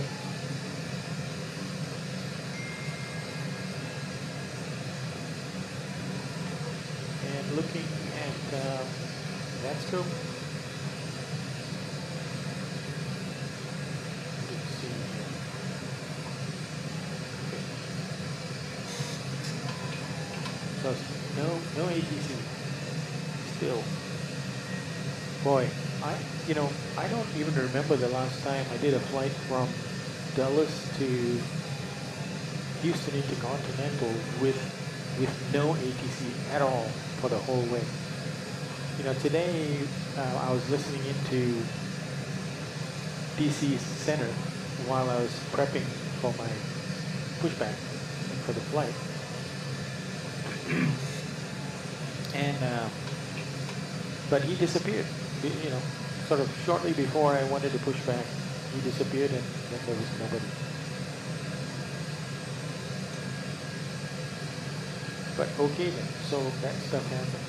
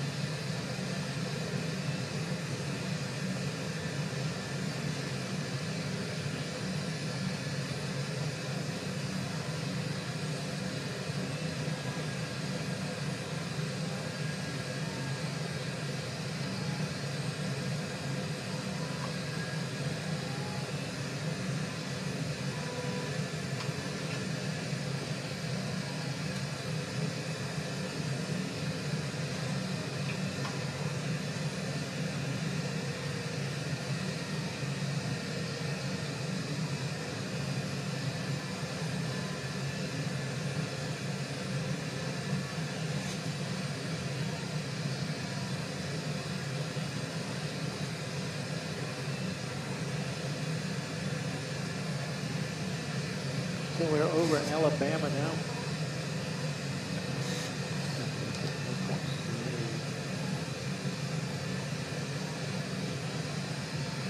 So KBHN is Birmingham. KBHN. So that's Birmingham right there. And Atlanta, we just passed by, sort of to our left. KATL 57 North. Where's KATL? Yeah, left, right?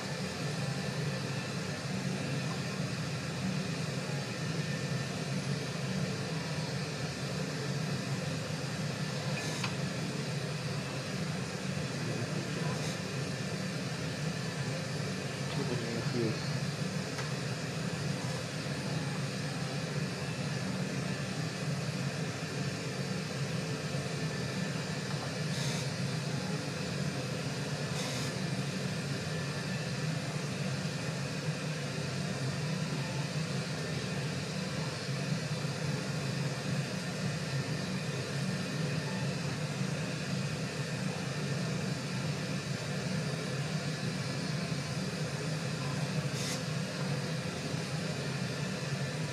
Okay. We'll start our flight planning in about 8 minutes.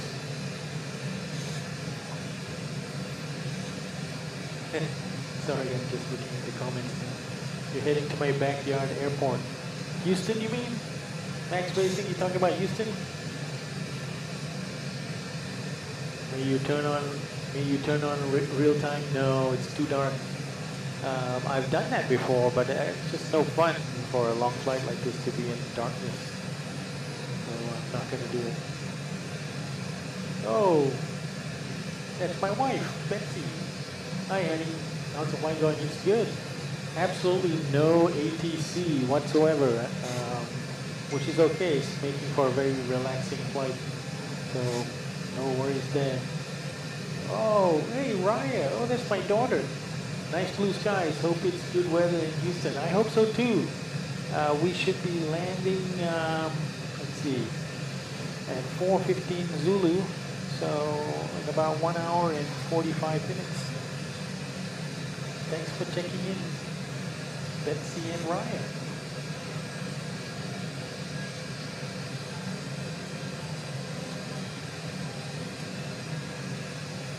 So you're Houston based. That's cool. I have a brother who lives in Houston, and he just did this flight.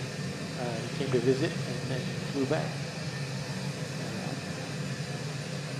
That's cool.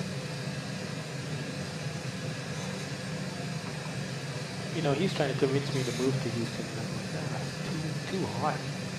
Too hot there. Northern Virginia is much. Well, I wouldn't say it's cool in the summer, but it's definitely all around a cooler place than Houston.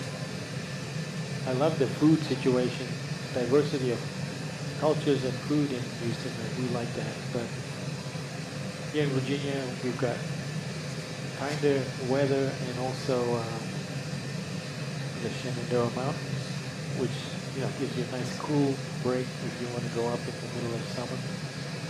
It's about 20 degrees cooler in Shenandoah than in Leesburg here.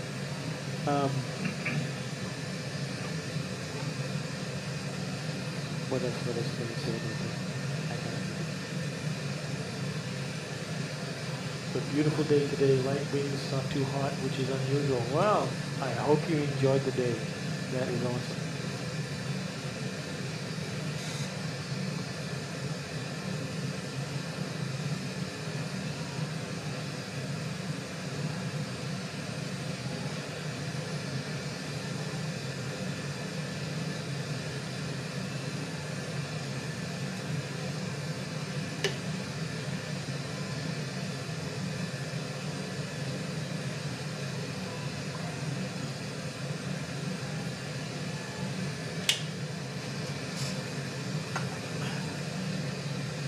I think my passengers have not been enjoying my this flight so much because of the turbulence. And the turbulence itself is not so bad, but them having to stay in their seats.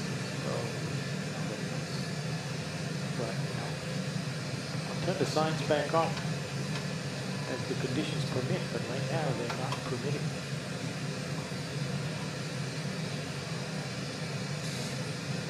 Turn your mic up a tad. You know, let me try and see what I can do about that. Okay, so testing, you're saying this is too little, and now I'm going to turn it up. Testing, is that any better? Testing, is that better? Let me know. When there's no ATC, it's not a problem.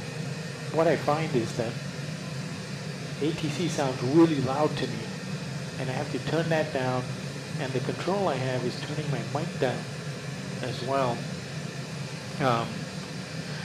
Is that better, by the way? Can you tell me? Testing. How's my mic now? I've turned up the volume. I can hear, like, if somebody were to come online and talk to me now, it's going to blow my eardrums out. But I'm doing this so that you can hear me better when there's no ATC about. Okay, good. It's better. Yeah, you know, I've got to figure out what the heck, you know. It seems like I can control the volume. I'm using something, I've forgotten what it's called, but I've got an audio box. And all these volumes, when I'm listening to it in my headset, I can hear my own voice and I can hear ATC voice. And it's loud right now, really loud. It's not painfully loud, so it's okay now. But if somebody was to talk to me now on the radio, it would just be blowing my eardrums out. And the box that I have is specially designed for use with real aviation headsets. Okay, cool. Thank you. Thank you very much. Oh, thanks, buddy. Yeah, it's better, right? Okay, good. But I think the problem is it's probably not sounding really loud for you guys. It's sounding just nice. But I'm telling you, when I hear somebody else talk to me, my eardrums would be blown out. And I think one of the problems is that the aviation headsets take much less energy to create a certain level of sound than gaming headphones. So that's something I didn't think about. And so while my headset is telling me everything is really loud right now, because these are aviation headsets, it's not sounding loud to you guys, which is being communicated to the recorder. So I'm thinking what I may end up having to do is get some sort of a wireless lapel mic, which is a normal type of mic, not an aviation headset mic like I've got right now. And so I'll record audio on that, and that level will be higher. But still, the ATC volume won't be as high, but at least you can hear me. And that's the way folks usually have it online, is their voice will be loud, but the rest of the traffic is a bit lower, just so that you can hear me clearly over that traffic while we're talking. So thanks for the feedback, guys. Okay, time to set up, prepare for the landing. So what I'm going to do is I'm going to check my charts and take a look at conditions at Houston Intercontinental. So we'll pick Houston. And I'm looking at the weather report. Okay, so ATIS, there's real ATIS, there's no VATSIM, so we'll go with the real. The real ATIS is showing arriving runways 8 left, 8 right, and 09. And I think I've got 8 right programmed. Yep, so I think we're going to do 8 right. Let's just take a look at the altimeter. Is 29905, and just I'll just put initial point. I'll put in the altimeter 29905 for Houston, but we're on standard right now, so it's not going to affect anything for right now. So next thing is okay. Well, I know we're going to do 8 right, and I know we're going to do, and and ILS. So let's program that in. ILS for 08 right is going to be 109.7. 109.7 on the left hand side. 109.7 on the right hand side. So we have our ILS frequencies tuned in. And then next we're going to look at the runway 08 right. And we're going to see the course is going to be 87 degrees. So we'll dial up 87 degrees.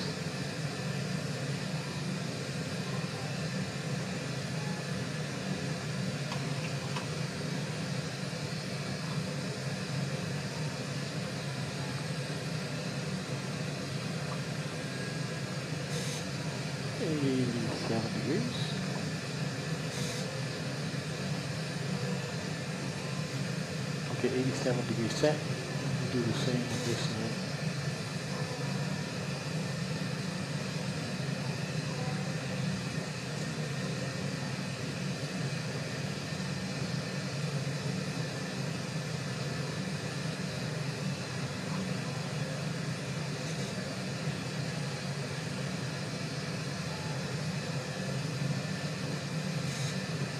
Okay, 87 degrees. Okay, course is set. Next thing I like to do is I like to take a look at the approach chart and close this white box here. Take a look at what the minimums is. So the minimums for 8 right going to be radio altimeter 102, decision height. So decision height is going to be 195. So let's set that 195 for decision height. So closest for me is 200. So that is a altitude by which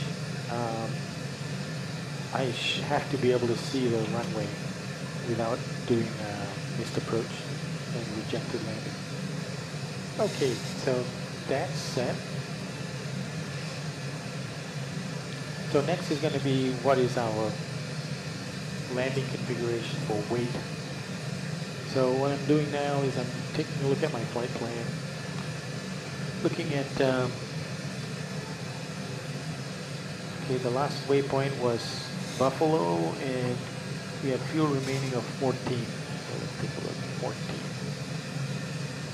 Okay, it seems to be stabilizing about 1,000 pounds over our plane. So with that, I'm going to take a look at our virtual performance tool, and this is really what they really do use. It's a very similar app to this. So what we're going to do is we're going to do this for our landing en route. And we do an airport search, and it's KIAH for Houston Intercontinental. And we are, the nice flexibility of this app. Let's have a look. Let's refresh. Runway is 8, right? And it gives you the choice of ignoring gradient. Now, on P3D, we have 0 gradient on all runways, just because slope is not reflected. So we're going to say ignore gradient. And I'm refreshing the weather, and then pulling in the weather. It's really nice that it does that. Normal landing configuration is flaps 30, so that's what we'll start off at. So landing weight. So our landing weight per the plan is 142,900 pounds. But as I just mentioned, we're about 1,000 pounds over our landing weight for the last waypoint. So we're going to say we're going to be 1,000 pounds more. So landing weight, instead of 142.9, we're going to say 143.9. So 143,900. Okay. And let's do a calculation. So it's pulled in all the weather information at Houston Intercontinental, and then we've just plugged in our information on the aircraft and our preference for a landing configuration of flaps 30. And now it's generating speeds that it would like us to set for the landing if we're assuming flaps 30. Okay, so it's done its calculations. So now I'm going to tell it to show me a runway graphic. And too bad it's got, in this particular occasion, it doesn't have any taxiways indicated. But a reasonable configuration would be flaps 3, auto brakes 3. So I'll do auto brakes 3. And then for our weight, like I just mentioned, it's going to be 143.9.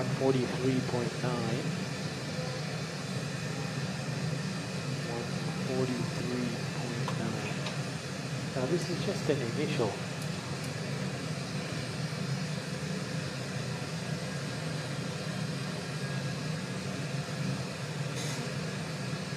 Okay, so we've got our speeds, 145 for the landing, and the virtual performance tool says additive should be 5 knots, so we should be setting 150 knots for the landing with the flaps 30. Flaps 30 and auto brakes 3. Now, auto brakes 3, it says it's going to stop us at 7,270 feet. Now we can check on the chart for Houston whether that's going to be reasonable. So we're going to land from the left to the right, and you know, if we could just pull off at by November, that would be great. So let's have a look at that exit. And I would say, roughly speaking, that's maybe 80%, 75% of the length of the runway. So the runway is 9,402 feet, and we're saying it's 75% of that. So 7,050 is what we're looking for. So going back to the performance calculator, flaps, auto brakes 3, it's 7,270, which is a little bit longer than where we want to get off. But I think it's going to be fine. What we'll do is, and that's idle reverse. So maybe I'll use, maybe not so much idle, maybe more than idle, but I will actually start doing manual braking as we reach the exit that we want. So I'm going to leave it as this, auto brakes 3 and flaps 30 and landing speed of 150. And if for any reason we go long, we still have the option of going to the end of the runway, and there's still another exit point right at the end. So we're plenty fine. I'll just do manual braking before we get to November. Okay, so let's see, catching up. I'm an Airbus guy, so I'm trying to follow along LOL. Okay, guys, so maybe in an Airbus it's more automated. So I didn't know flaps 30 was the norm for a 737. It is. It's normal for a 737 unless you're very heavy. If you're very heavy, then you'd use flaps 40 if you have a short runway and you need to go slow for the landing. Flaps 40 becomes unstable when you're very light, so you want to avoid it unless you're really loaded up. So yeah, flaps 30 is fine. Fun fact about the A320, why it's more stable at flaps full rather than 3. Full is normal. 3 is used when less driving. Interesting. Yeah, that is interesting. Very different than a Boeing 737. You know, they've come out with some really cool A320 sims. In fact, the manufacturer of my sim also is selling an A320 sim. But anyway, looks really sharp. PMDG, well, it's not PMDG. Some other guys with Phoenix or Felix, they've put out some nice looking desktop sims, and then you've got some nice physical controls available from some vendors. Really nice.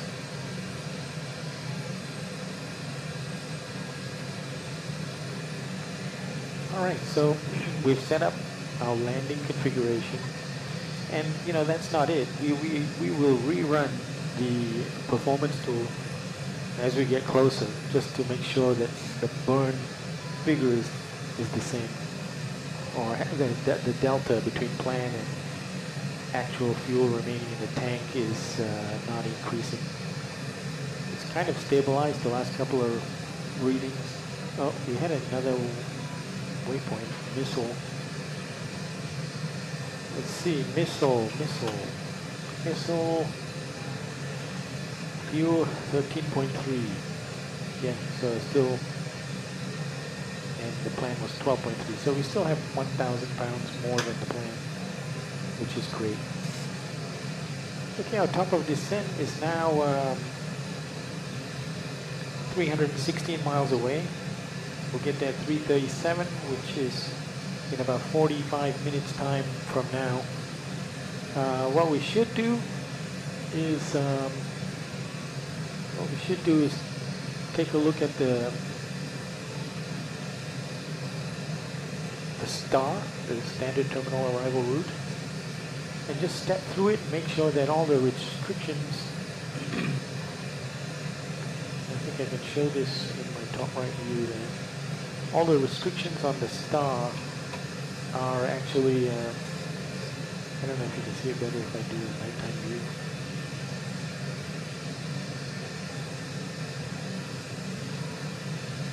I don't know if it's clear for you, but anyway, we'll leave it there. So the first waypoint is Alexandria, Alpha Echo X-ray, and I'm going to go into the legs page. Oops. Okay. Let's do a quick check. Progress. We're still traveling to the north. Yep. I don't know why I did that. Okay, so legs page, and AEX is our first waypoint. Sorry, I can't do this in the night mode. I have to do it in the day mode. AEX is our first waypoint, and there is no speed restriction or altitude restriction for that. First one is MG. So you go through, here we go, MG, Echo Mike Golf Echo Echo. We have a flight level 240 or above restriction.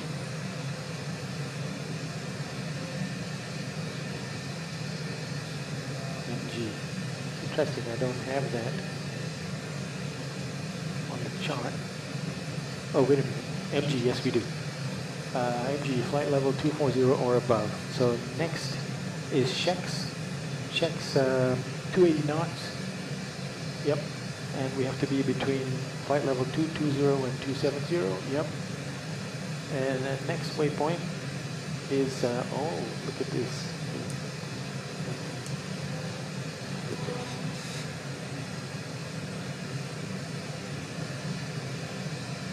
Okay, so HMV, there's no restriction, and then it's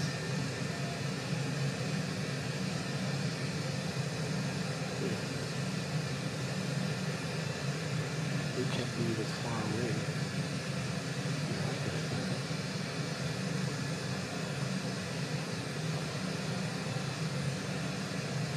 we're trying to fix this. Let's go back. We had an AEX, then we have MG, then we have Shex. The next one should be Zeke. Okay, we got to cut this HMV out. There you go. Okay, that's more like it. So Zeke at 280 knots and between 17,000 feet and flight level 200, yes. And then Gesner, 280 knots between 13,000 feet and 16,000 feet, correct. Then at Kent, we have to be at 250 knots between 10,000 and 11,000 feet, yes. And then we're at Kingwood, 240 knots between 8,000 and 10,000. And then Eddy, 8,000 feet or below. And next page we go to Reaper, 6,000 feet.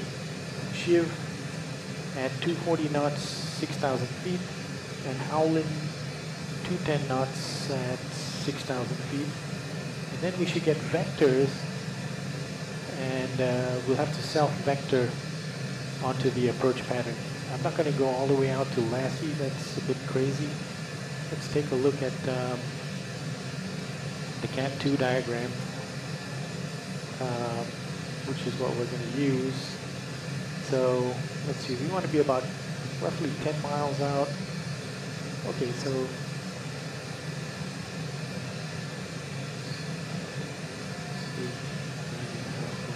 let's go to rain. Let's see if we can turn in at rain. And at rain, we could say 3,000. Yeah, probably be at 3,000 for rain. So let's see. Rain. We're going to change that and make that 3,000 feet. That's okay. Okay. So basically when we get a beam rain, we're just going to start making that right-hand turn. It'll probably make a nice curved path back to rain. That's where we'll join we'll intercept the ILS for runway 8 right.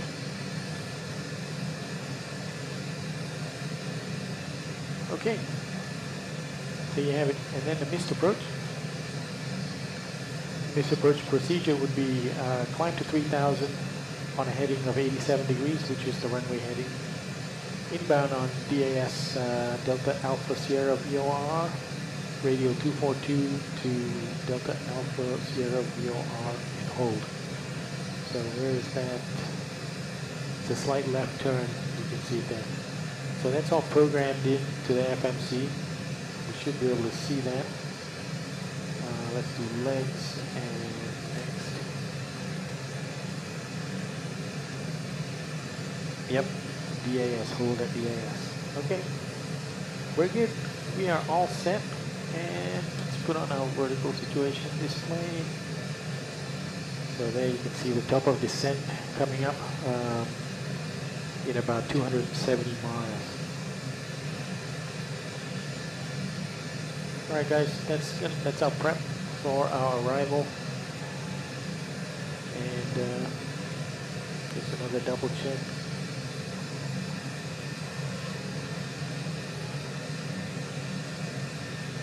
Oh, that's interesting. Pilot Edge is showing a different arrival runway, but we still have 8 right on in the real world. And since we have real world weather, we're going to stick with that.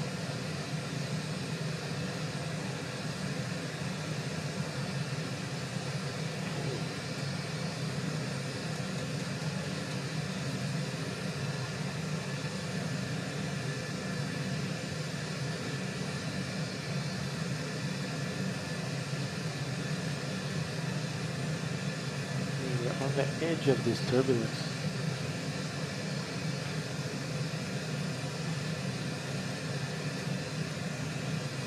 But I'm going to let folks out of the seat in case they need to go somewhere. We might have to turn it back on again shortly. Okay, so back to recording fuel burn. Missile we got. And WinApp is coming up in about 17 miles.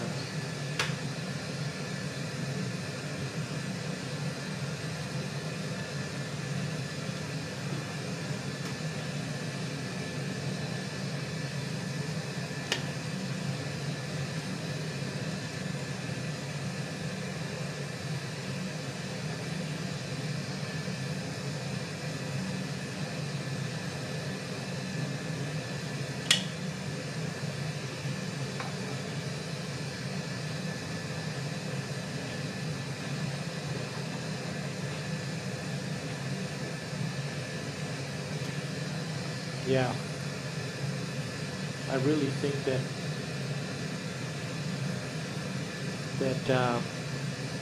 yeah, my solution is going to be to get a different mic. I mean, I'll still use these mics for communications, but another mic attached to my collar, probably a wireless mic, and then I'll have that feeding. Since I'm going to add another camera, I'll have that feeding the mic in for that other camera, which is going to be HDMI connected to my video mixer.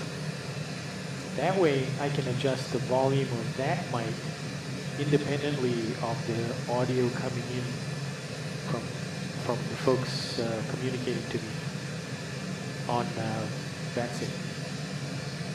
Yep, I think that's what we're going to do. That's going to be some more purchases.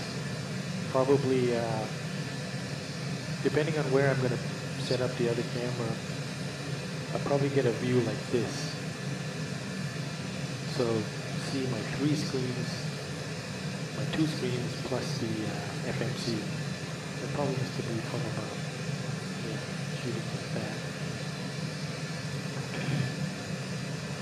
And wireless is the way to go because so there's just no, you know, I'm not going to have another cable going to the camera that's over here. But the cable from that camera to the video mic could be a physical cable. Just throw it across the top of the roof of the sim.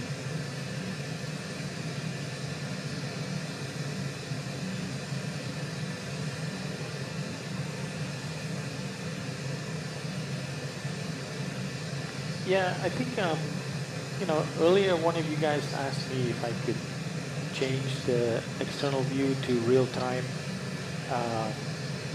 So in other words, it should be dark out. And I know that in Flight Sim 2020, you can do that in real time. You can just do a slider and you can see the light going down and up, down and up. You can't do that in P3D. What happens is you need to reset the time in a very finicky way, and then when you say yes, accept that time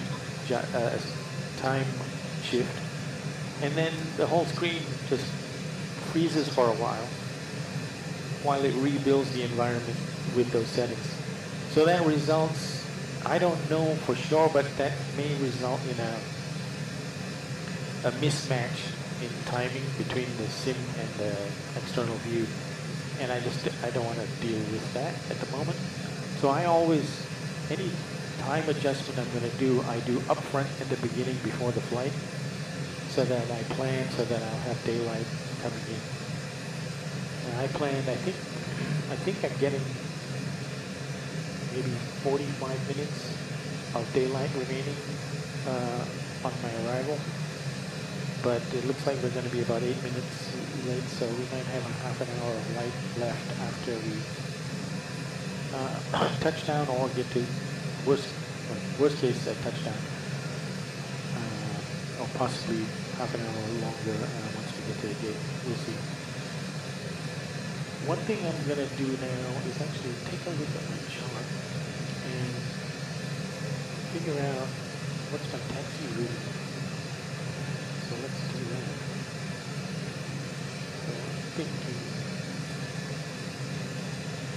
we're landing left to right, getting up in November, we'll come down Sierra Foxtrot, and then make a right onto Romeo Bravo,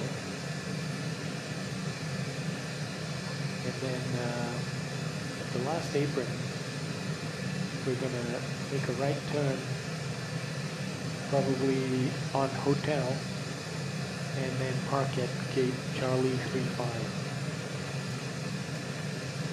which is our target. Okay, November. Let me just jot that down. So left onto November. Exit November. It's actually, sorry, not left, right turn. And then taxi. November, Sierra Foxtrot, and then Romeo Bravo, and then Hotel to Charlie 35. Okay, that's worked out.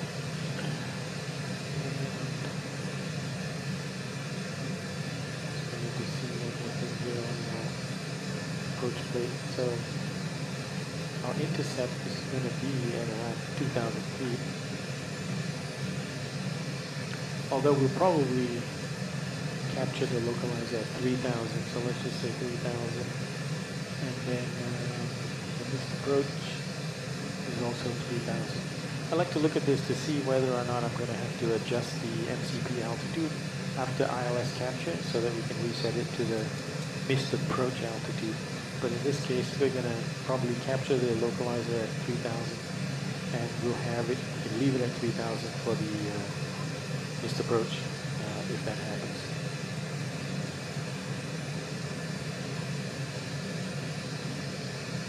Okay.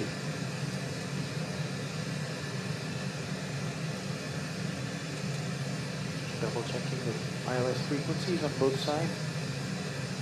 You put it on both sides. You only need one side, one channel for landing. One channel.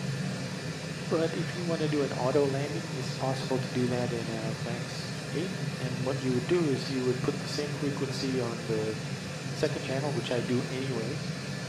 And so if I want to do a auto land, I will activate both command modes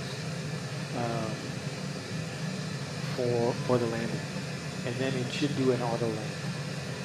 But I'm not going to test that today. I think I can land the aircraft smoother than the aircraft can, and I'm sensitive to my landing rates, which are being measured today, as on all my flights that are tied into United Virtual. So we're set for that.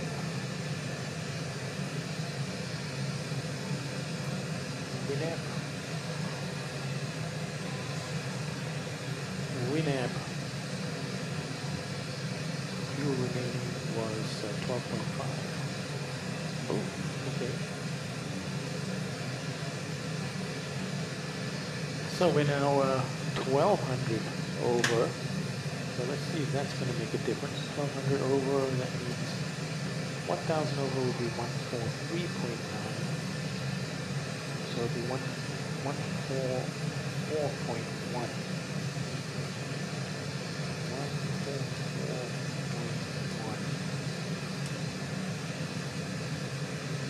So it's still the same speed for landing.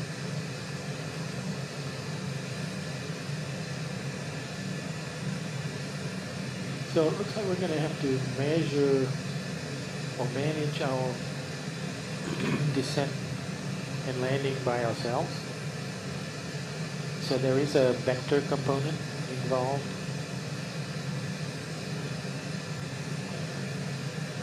So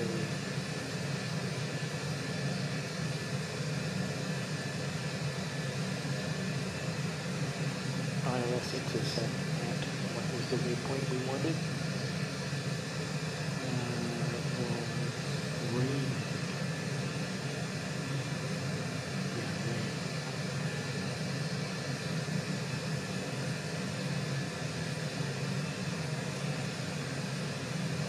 So we'll get down to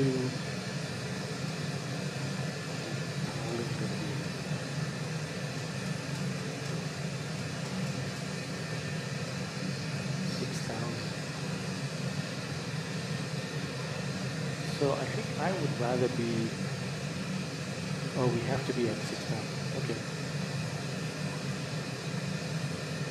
So after Howlett, we'll start descending to 3,000 feet. And then when we've got rain abating, we'll make a right heading for rain.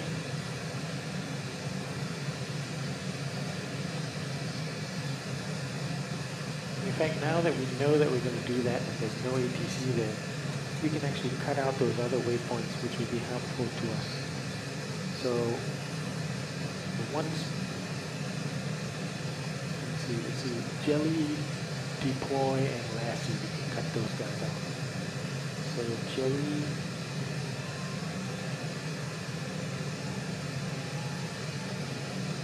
lassie, deploy. Yeah, we don't need lassie and deploy. We're just going to do, we don't need jelly, right? Yeah. So I'm going to select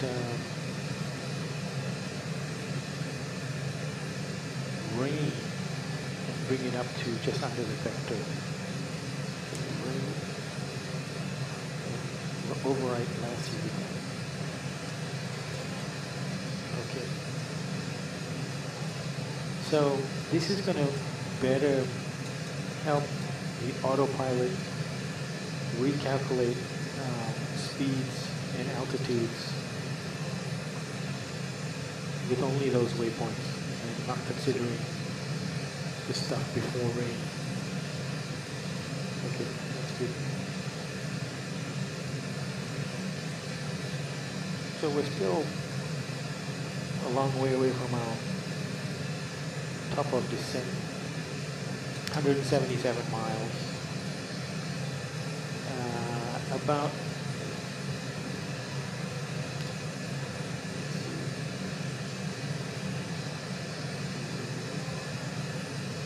about 26 minutes away from top of descent. But it doesn't hurt to calculate.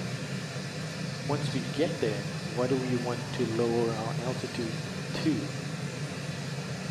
And I'm looking at it and I'm thinking, okay, let's go to an altitude that's still above the transition altitude, flight level 180. So why don't we take the Zeke altitude of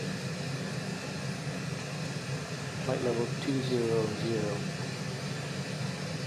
So we'll dial in,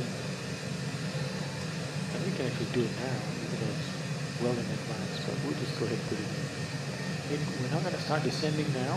We'll only start descending at the top of descent. But once we get to top of descent, it's going to start descending down to flight level 200,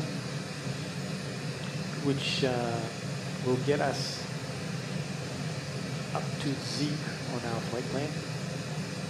But as we're approaching Zeke, we'll start dialing that down lower, so that as we progress along the path, we just continue to reduce the altitude. But that's my story, and I'm sticking to it. Next fuel check will be at Dooms.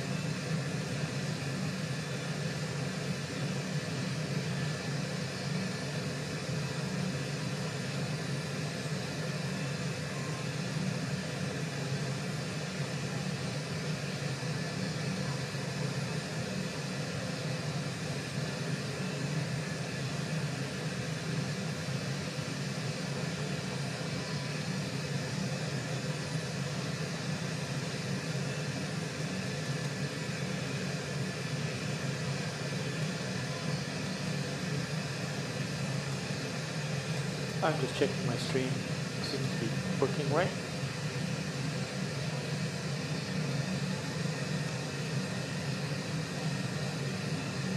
Okay, top of descent. 155 miles away. about 23 minutes away.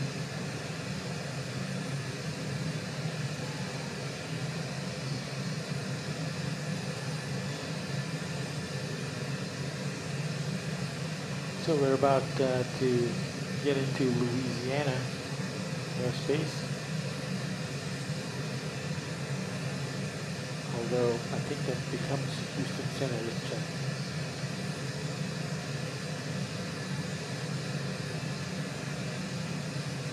Yeah, Houston Center and Dunes. So our next waypoint, Dunes, and then we're in Houston.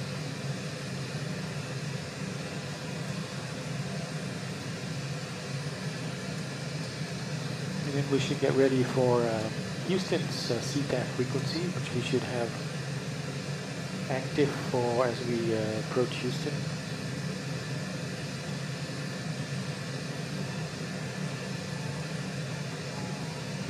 And maybe for Greens, I'll do a position report. The place that I've only ever done position reports has been when crossing large bodies of water. Thankfully, we have a position report screen that we just have to know how to read off in order to convey your position report. So I will do that after we pass Doom. See if I can remember how to get to the position report screen.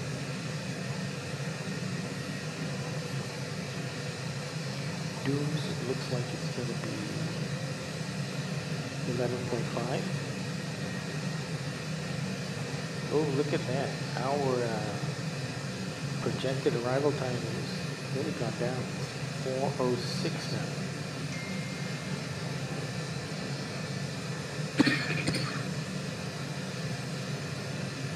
I might start slowing down because of that. Okay, Doom's 11.6. All right, so that's 1,300 pounds less than the plan. So I have to do another update to account for that. But yeah, well, let's do the position report first. So ATC report. No, it doesn't have that there. Position report. Here we go. Okay, let's do it. We're on Unicom. We can do it. Unicom traffic, United 2275 with a position report.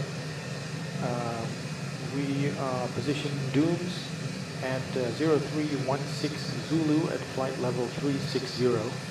Estimating Alpha Echo X-ray at 0327 Zulu. Next, waypoint MG. Unicom traffic. Okay, that's the position report. There was also wind could have reported.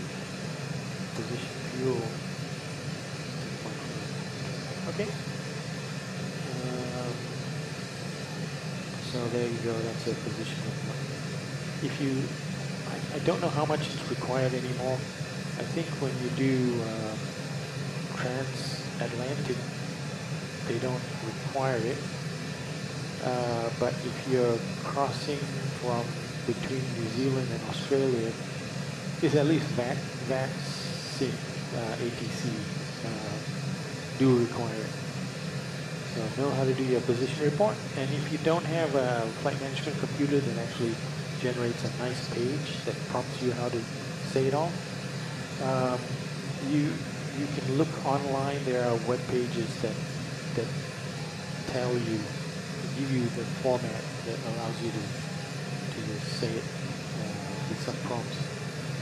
It's just so much nicer to have it on your FMC. I don't have to deal with a web page.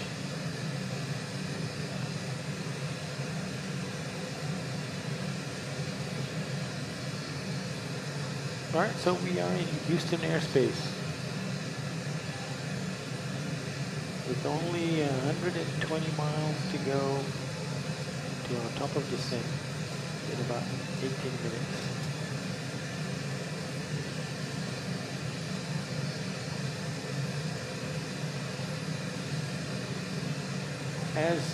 As we get closer, I can just press on my data button And that gives you a little bit more information for each of the waypoints. And that becomes kind of useful for the standard terminal arrival route, which shows all the speed restrictions, the altitude restrictions, and you'll see that on every waypoint.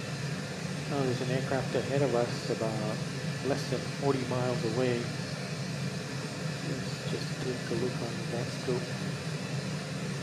Yep, that is American Airlines 923 going from Fort Worth to Louisiana, New Orleans. And they are at flight level 350, so 1,000 feet below us, no factor. They're going to cross our path left to right. That's interesting. So left to right? No, sorry, right to left.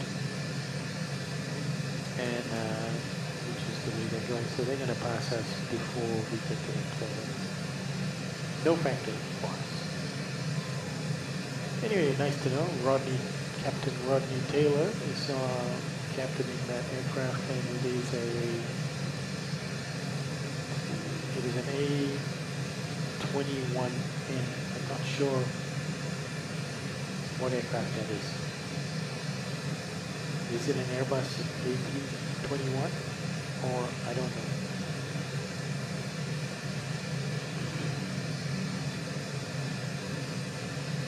Useful, right? To see the traffic on your screen.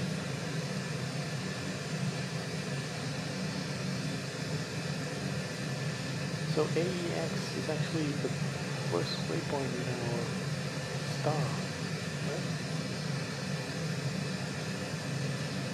Yeah, it is.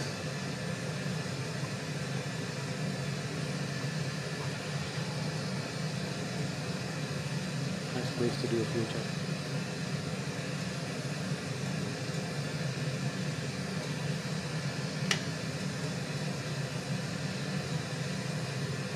Okay guys, not so bad, right? This is a 2-hour, 45-minute flight, airtime from takeoff to landing, and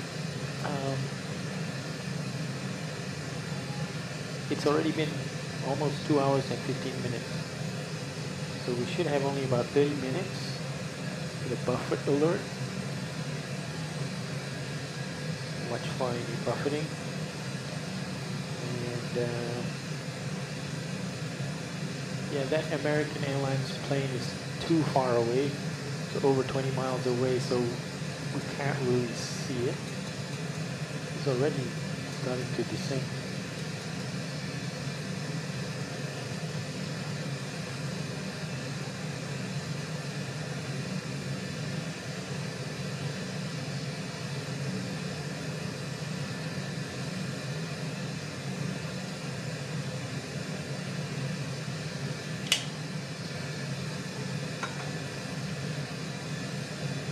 I don't know how many videos mine that you guys have watched, but my longest flights so far have been about 8 hours. And what I like to do is delivery flights for aircraft. And the latest delivery flight I did, see if I can remember what it was for. I know I did one for Qatar Airways.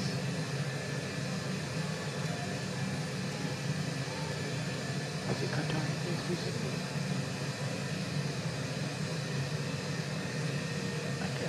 I'm drawing a blank. I think it was. Yeah, I ended up at Doha. So the flight path was from airfield in Washington State, and all the way, if you can imagine, all the way from Painfield to Iceland, to Keflavik. And that was an 8-hour plus flight. And then another 8-hour plus flight from Keflavik to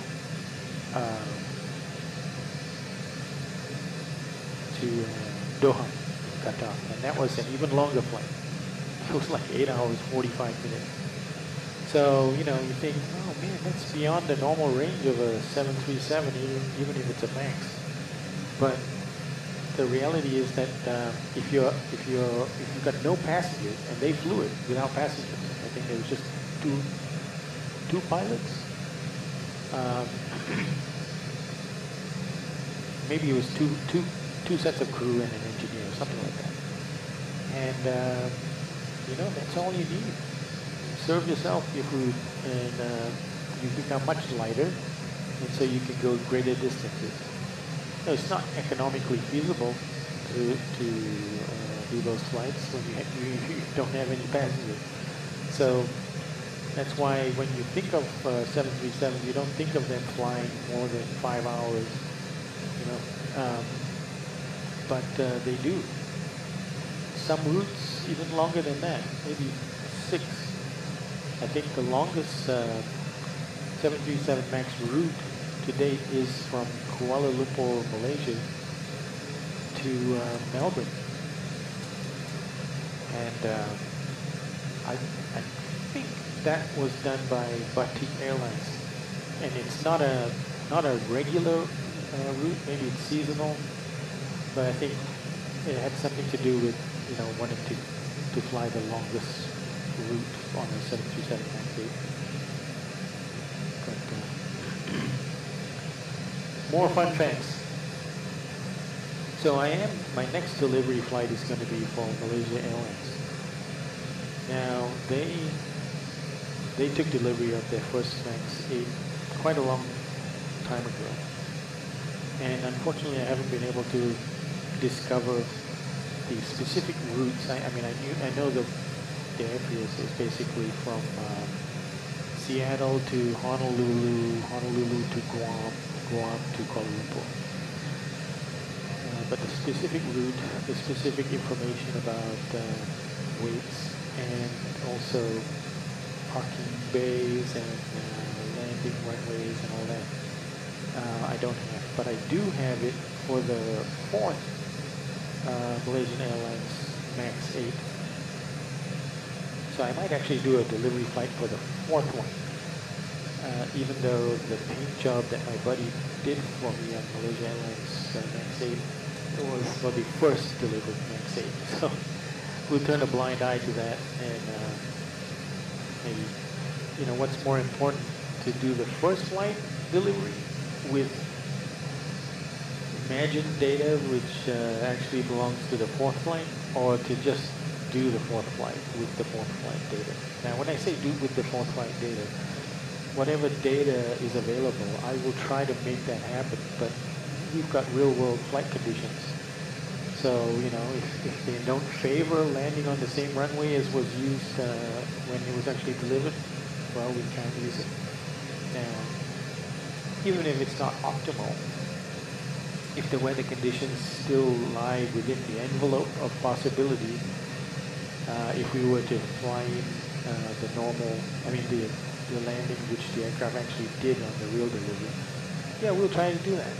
We'll try to stretch it. In fact, when I was landing in Iceland on my delivery for the Qatar Airways, I believe, and I have to go back and look to check, but I believe the active runway was not the one that I requested. And I requested, and I said it was within the envelope for my aircraft to do it the way I wanted to. And since there was no other traffic other than a helicopter coming in, they gave gratitude to it. So, you know, to that extent, I can try to reproduce the real flight. So we shall see. Those are going to be long sectors, but probably not as long as the Painfield to Iceland to Doha. Those were really long. 8 hours. Yeah. I think I've got the recording of one of them is available on my YouTube, and it's actually the one that's going into Iceland. And that started out with a horrible pushback. I had to abort the pushback, and then the plane was jumping around all over the place. but then I restarted the pushback. But the rest of the flight was okay, and we actually got into Iceland and it was dark. It was a night landing in Iceland. In the second flight from Iceland, it was in the late afternoon takeoff, and it was dark by the time we crossed the mainland of Europe, and then the sun came up before we arrived in Doha, so we had a daylight landing in Doha. That recording, unfortunately, for some reasons, is not available on YouTube. There were some details that were recorded and that I didn't want to display. Yeah, some personal information on my iPad that showed up, and I thought, okay, I can go back and edit the video to cut that piece out and then repost the video. But the video is too long. It's so long that YouTube is not able to handle an edit of a video that long. So not possible. All right, we are technically on the standard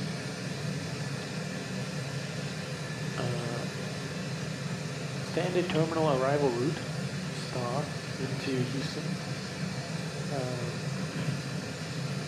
But we're not going to start descending until about 40 miles from now. So we're set for that. Just for greens right now, I just want to double check that we've got the right QNH, which is one of the things we'll be going through on the checklist for descent. So, yeah, 29097 going up again. This is for Intercontinental 29097. Okay.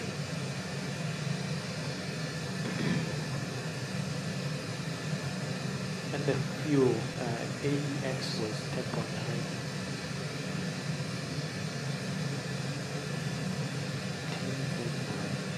Okay, so 10.9 is 1300 more, so let's do another check, 1300 more. So 10,000, 1,000 more would be 143.9 plus 3, so 144.2.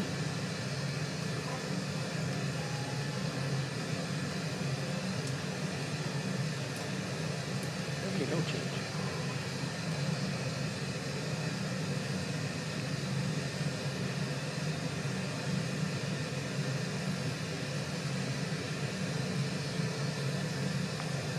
Okay, glad that we could have given our folks time out of their seats. Sorry, I need to get you that moving. All right. Have a look at VATScope.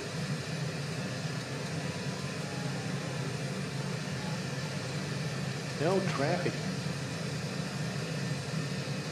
Let's see how much inbound we have. 3 aircraft coming in.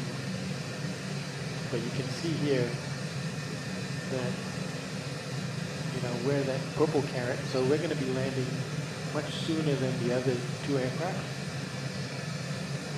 We do have some backtracking to do. We're going to be landing eastward from the west, so we have to wrap around. But I still think we're going to be coming in quicker than that British Airways flight.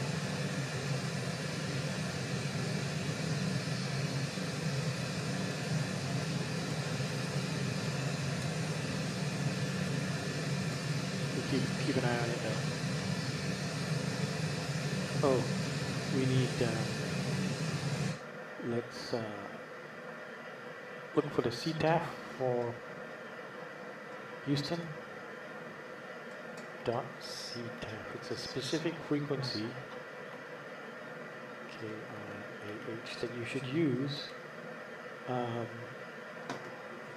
when there's no ATC around. So it's 12535. And basically, 12535. Basically, it's so that when you communicate on that frequency, it's only for people that are coming into Houston, Intercontinental. And then that means that any planes going in, they'll be able to hear what your intentions are. And that's very useful. So they'll know what we're planning.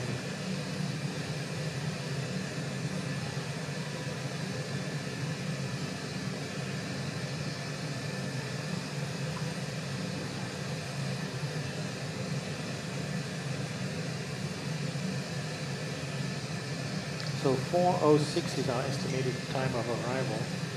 4:06, and compared to the plan of 4:08, that's all right. We're going to be 2 minutes early because we're going faster than planned, but that's fine. Just do a quick check of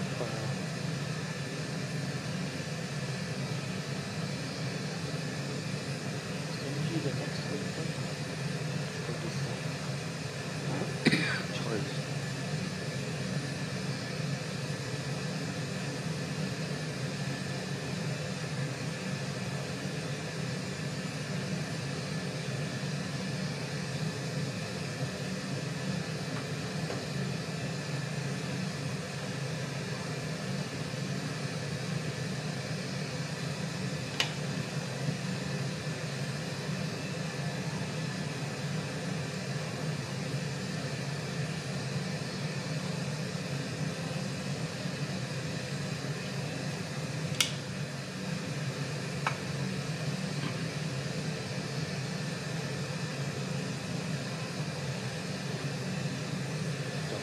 Frequency.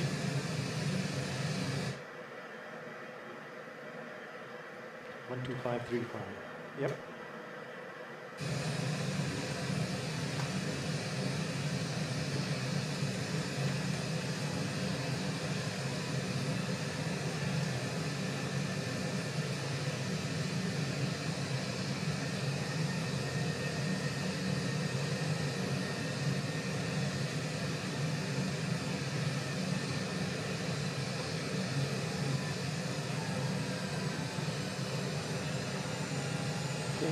Start descending.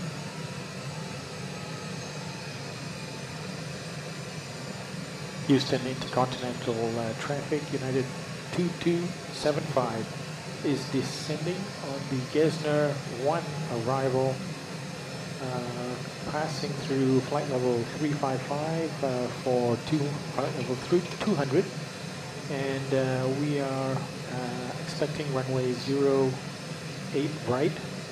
And our anticipated touchdown time is 0406 Zulu, Houston traffic.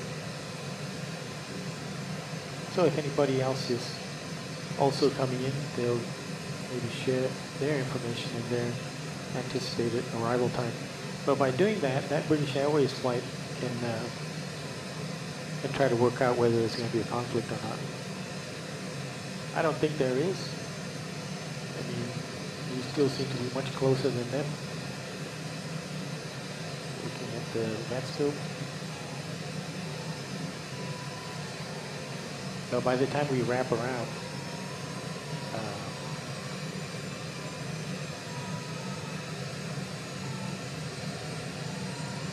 there'll be less of a separation than you might think. Okay, let's do a descent checklist. Descent checklist, pressurization, landing altitude. Yes, we did set that. We put it at 100. Let's just do a quick double check. Landing altitude.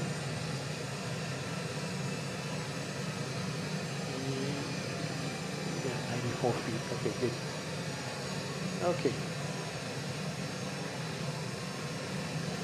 And then recall. Check. Auto brake set to 3. Landing data VRAP flaps 30, 145 knots plus 5, 150 knots for the landing. Approach briefing has been completed. Descent checklist complete. So just remember that we're going to start making a right-hand turn when we're beam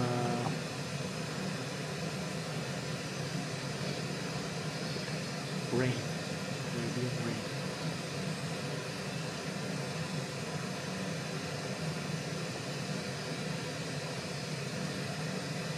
we're passing through flight level 300 now, or 200. Once we get past checks, we'll go down to the next restriction, which we're going to call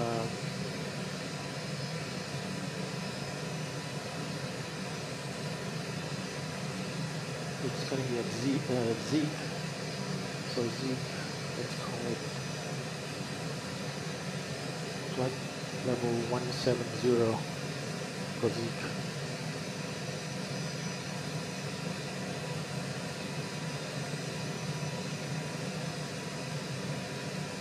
See, I don't know if you can see it, but the waypoints are all indicated, and as well as the maximum and minimum altitude constraints for each of those waypoints. Pretty amazing. Now we should pass check, the next waypoint coming up very shortly, in 2 miles. We should pass it at or below flight level 270 and at or above 220.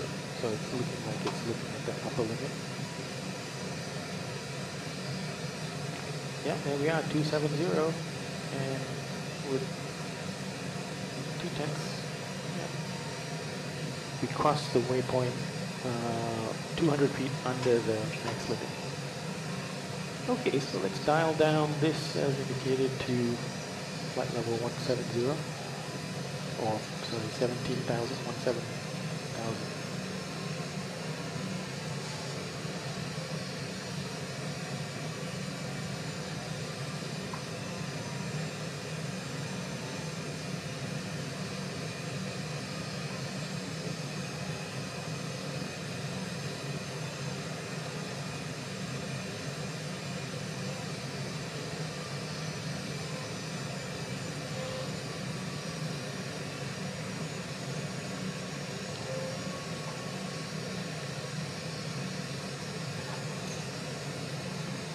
So on this flight management computer here, I've got it on the legs page, so I can see the speeds and the restrictions. The speed and the restrictions are also up there, but they don't have the lower limit, they only have the upper limit. And on that side, I've got the progress page. So that's good for time to destination. Still 405 Zulu.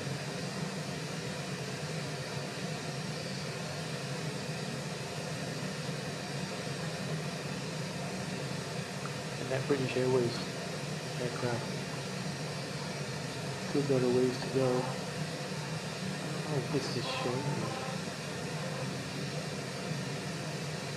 Estimated time of arrival 11:28 Zulu. That's not realistic. So if he's not flying at the times of his flight time, that's what it is. Okay. No problem. We're still a lot closer than them, so it should be fine. Okay, we're coming into Zeke. We should be between 17,000 feet and flight level 200.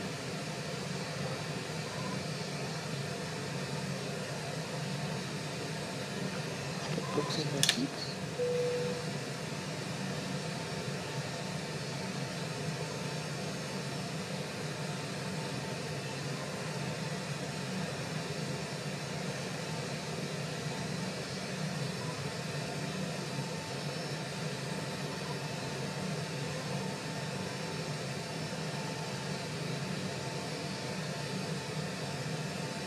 We'll do a fuel check at Zeke as well.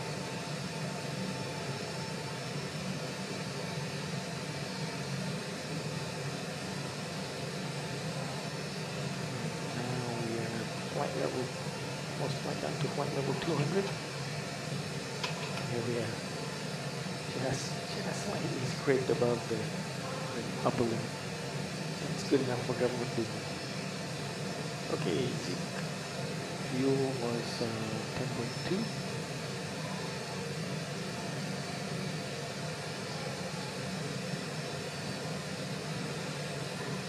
Wow, that's 15 over. So that would be 143 and 144.4.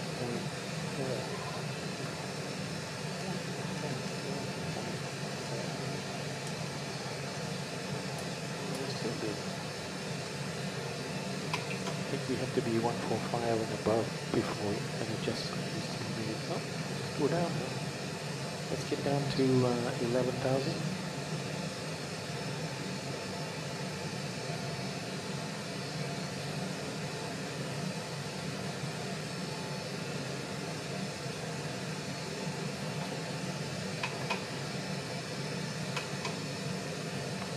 Houston Intercontinental traffic, United 2275, descending through 16,600 for 11,000.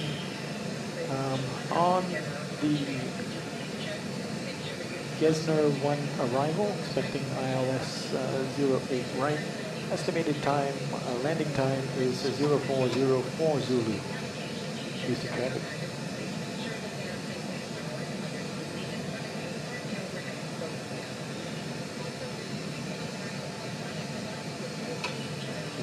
Dial it down to 6,000 now. Remember, I'm dialing these down. It's basically, the plane is going to fly the altitudes as long as VNAV is engaged, according to the restrictions in the flight management computer. All I'm controlling here is, this is an override. It won't let the plane go down below this, even if it's following the plane. So it's like it's got to double check. Because sometimes air traffic control won't want us to descend because of opposing traffic or crossing traffic. So we have to have a means of overriding the FMC restrictions if necessary. So that's why you get that double override. Forces the pilots to also be focused on everything. Got my speed brakes on here and they're active. I'm deploying them to reduce my speed. Because sometimes, probably doesn't happen on an Airbus, but sometimes you need to deploy speed brakes in order to maintain the speeds for the plane. And I wasn't watching carefully and I let it escape a little bit from me. So it's catching up though.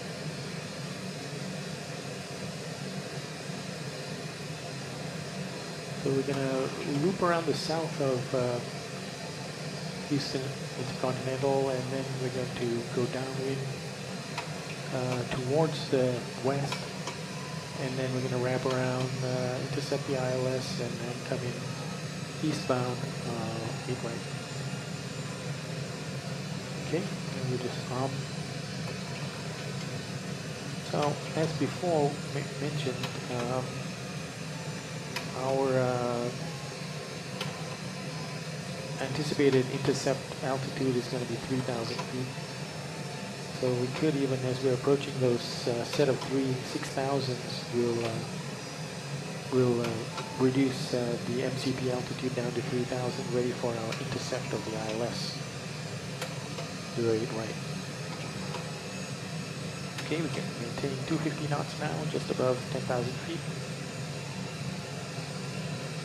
Looks like Kingswood waypoint, our next waypoint, is expecting speed to be 240 knots and between 8,000 and 10,000 feet. The sim calculations seem to keep it as high within the envelope that you can get it. I think the rationale there is to get it as low fuel burn as possible by flying as high as you can within the restriction. Okay, doesn't necessarily result in a nice smooth descent, which also will reduce your burn due to it being on a slope coming down. So I'm not sure I agree with the calculations there. Again, I haven't updated my software in a while, so they might have addressed that. But we'll see.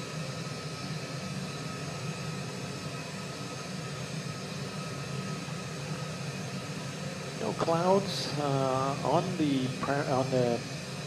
multifunction display, and no clouds indicated on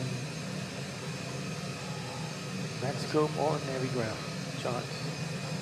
So I don't think I need to put my start switches to continuous or anything like that, or NTIs or anything. Looking at VATScope again, let's see how close this British Airways plane is coming. Oh, we're so close to landing. Yeah, no factor. Where's this Southwest going? Oh, he's going to the other Houston Hobby. My nephew lives near Houston Hobby, and I visited him and I looked up, and quite low flying Southwest Airlines aircraft arriving and departing, so he must be very close to the airport. Okay, zoom range down to 20 miles now.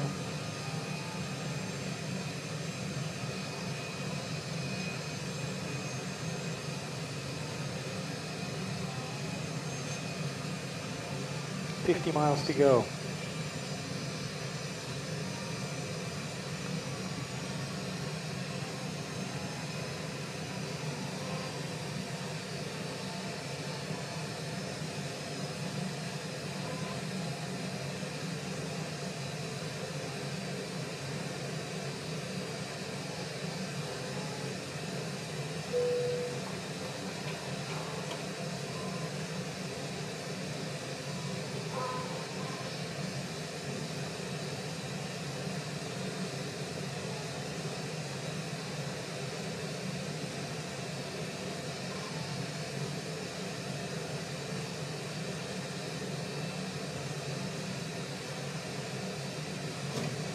Just a quick view of where we are on the chart. See, we'll be passing the airport to our right. Actually, you can see it. It's a patch there.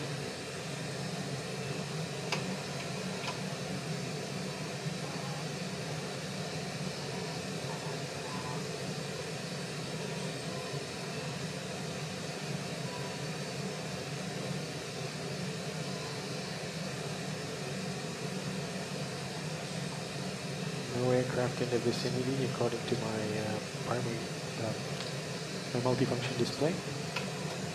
Airfield is right there. We're right here. We're descending. We'll be leveling out at 6,000 through Howling, and then we can start descending to 3,000.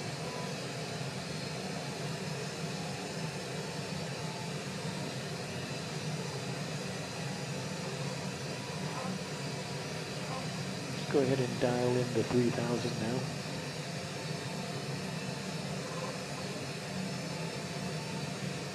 We'll give another shout out once we turn at Shiv and start going downwind proper.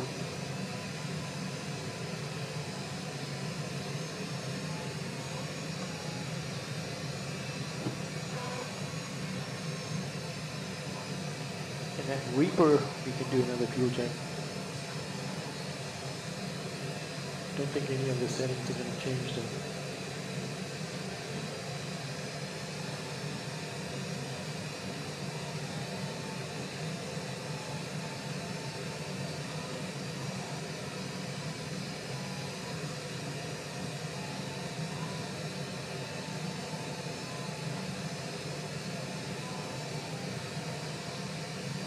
You can just make out Houston Hobby Airport up here.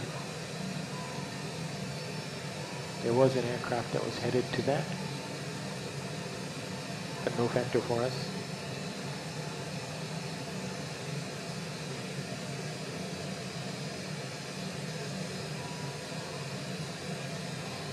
Reaper.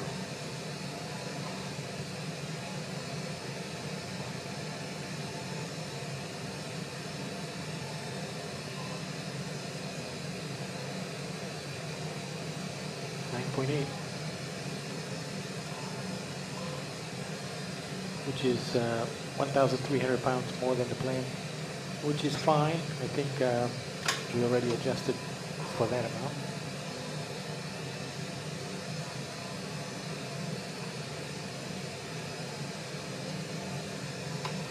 Once we turn this turn, after Howland. Actually, before Howland, we should start adjusting our, start going into heading mode. Rain is over here, so we want to be turning about there.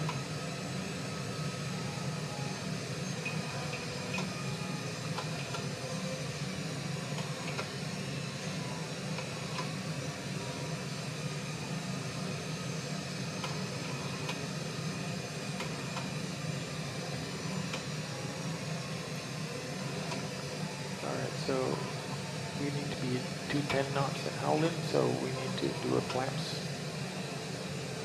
Oh no, yeah, we need to do a flaps. So flaps 1, 250 knots. Flaps 1.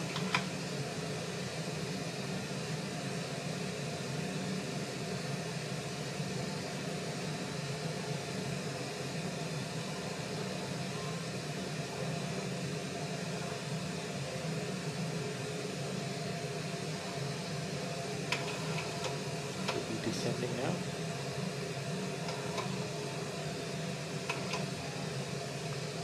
Let's just do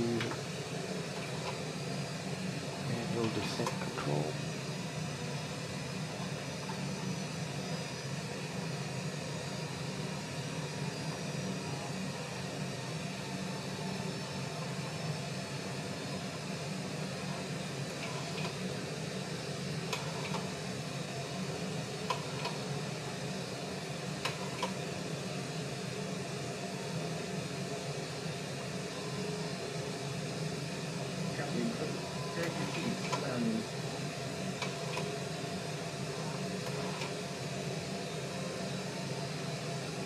Houston Intercontinental traffic, United 2275, downwind now, runway 08 right. Estimated time of arrival 0404 Zulu.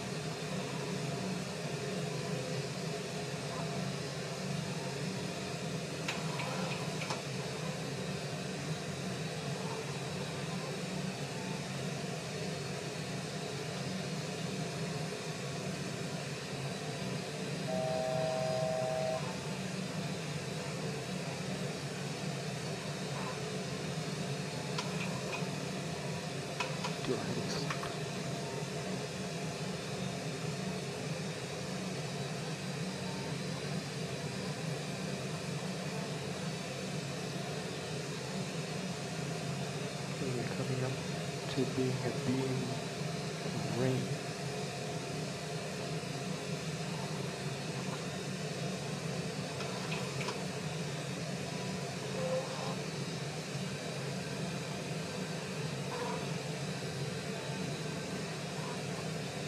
Houston traffic, United 2275, turning right base, 08 right, Houston traffic. Alright, let's make that final turn. We're now leveling out at 3,000 feet.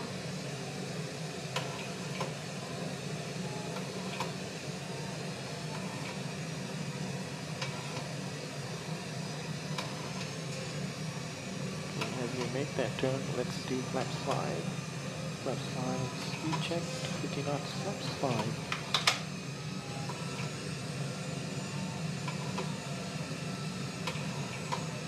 Lower our speed accordingly. Flaps 2 speed now. And flaps 5 speed. Let's just maintain 180 knots. Let's try to intercept rain.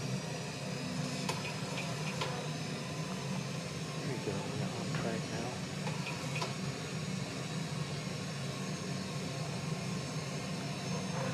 Yeah, right here in the aft overhead panel, we actually have lights indicating what our flap setting is in case there's some failure.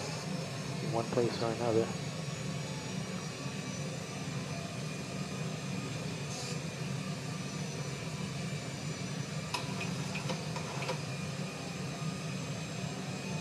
Okay, so rain will be fine. I think we're going to intercept the glide slope at Ilpo.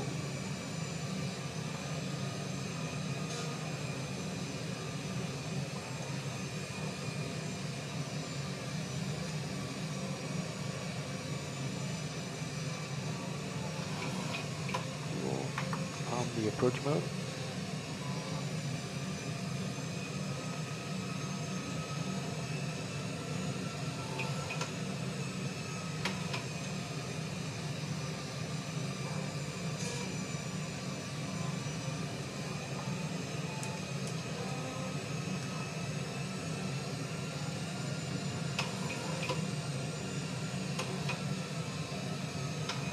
.5 miles to intercept.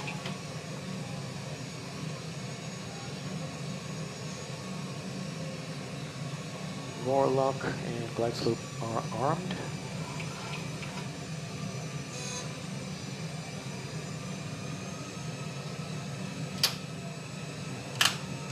Lights on, engine start switches to continuous.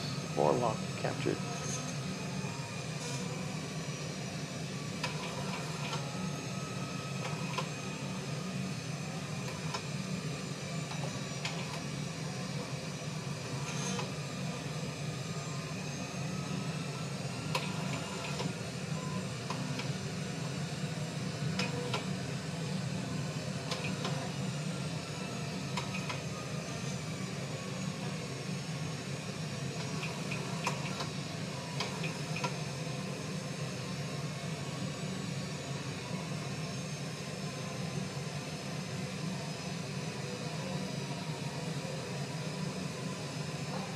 We're on the approach right now.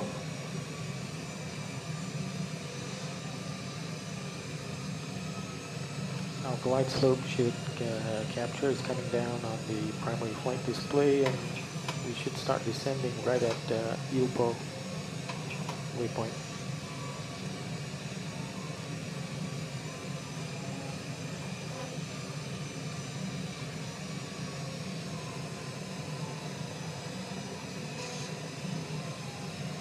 Okay, glide slope alive, not yet captured.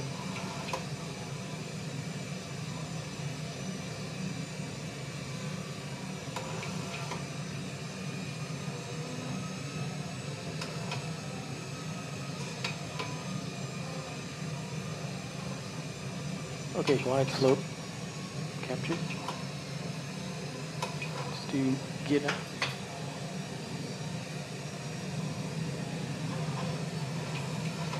And flaps 15, speed check, 200 knots, flaps 15.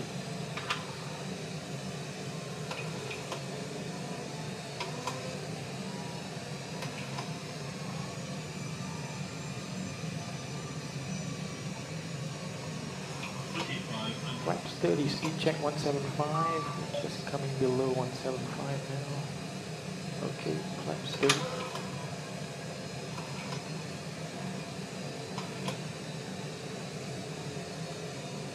We want 150 knots.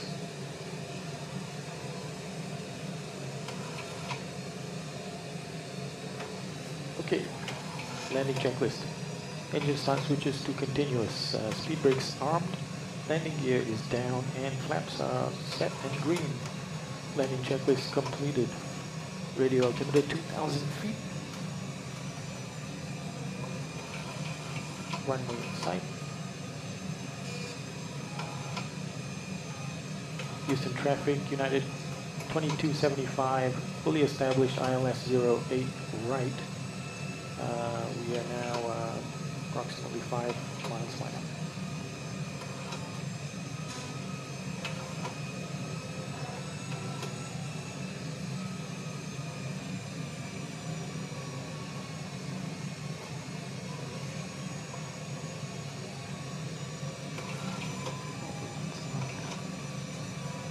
So we're going to exit to the right, November, November.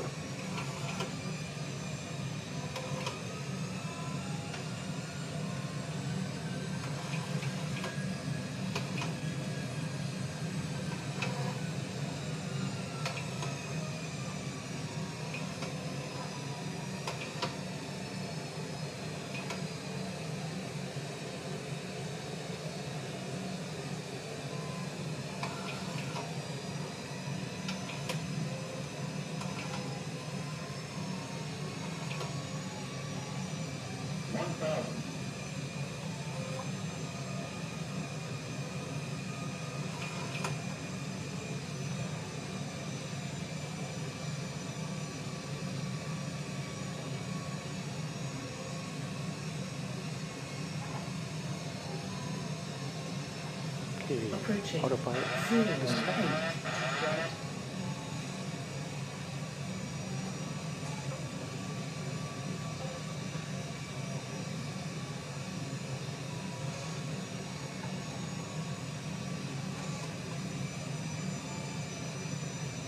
Right.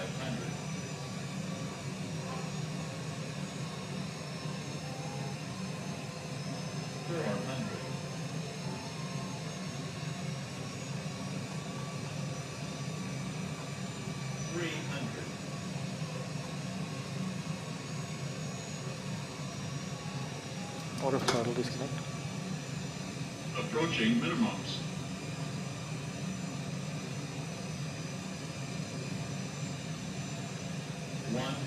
Minimums. Landing. 50, 40, 30, 20, 10.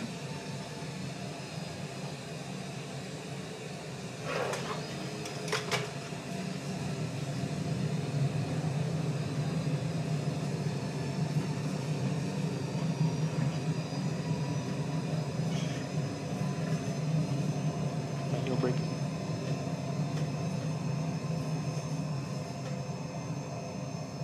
Trying to get up. Approaching. 2. Ladies and 6. gentlemen, Left. it will take the captain a few moments to taxi to the gate, and we ask that you remain seated with your seatbelt securely fastened until the seatbelt sign has been turned on and the aircraft comes to a complete stop at the gate. That will be the only indication that it is safe to get up and move about the cabin. We also ask that you keep Houston the arms clear traffic, of any hand United luggage. 2275, vacated active at So we November. ask that you check the seatbelt pockets and overhead lockers for any articles you may have brought with you. Extra care should be taken when opening overhead lockers, as some items may have shifted during our flight. On behalf of the captain and his crew, we would like to thank you for flying with us and wish you all a pleasant stay. Thank you.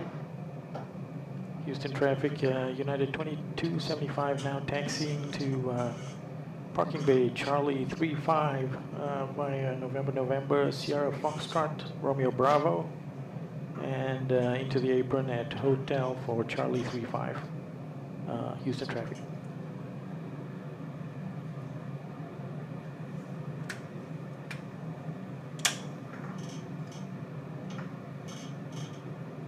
November is the perfect exit point because you get this one taxiway, which see where we are.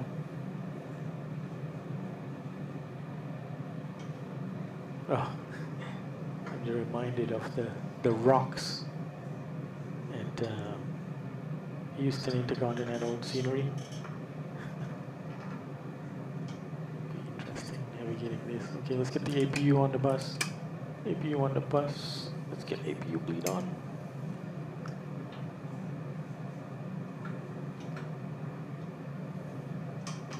Let's go gently over these bumps.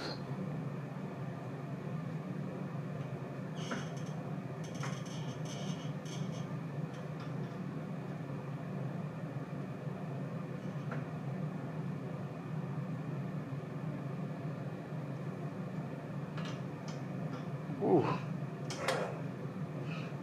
Okay. Just made it off. Ooh. It's too funny. This is one of those as well. When I'm coming out of parking bay Charlie 35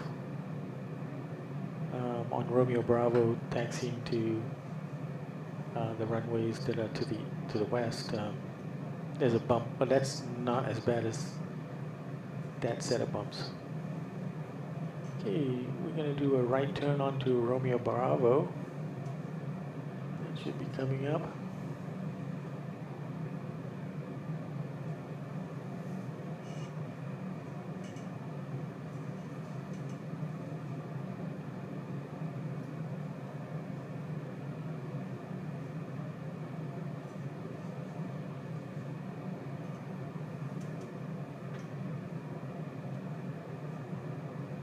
This one before the divider. It says Romeo Alpha.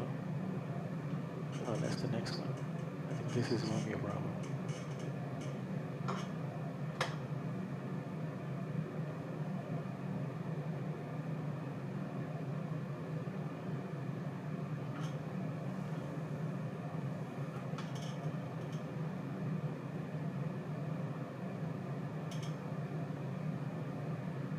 Yep, this is Romeo Bravo.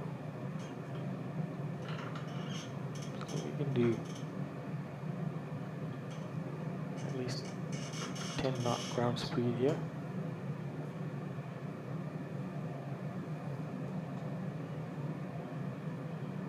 Maybe even more. It's not technically the apron here. Let's power up a little bit. So we can turn off the weather radar, the terrain, get those clamps up, and transponder to TARA, not transponder, the TCAS.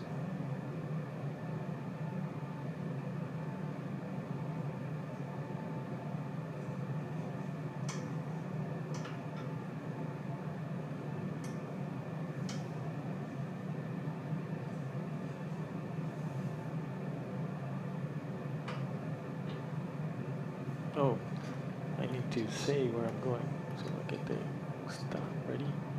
So what was it? It was Charlie 35.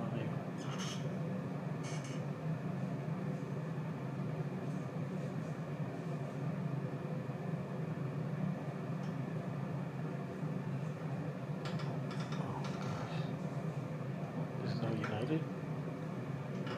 Let's just get Atlantic, whatever.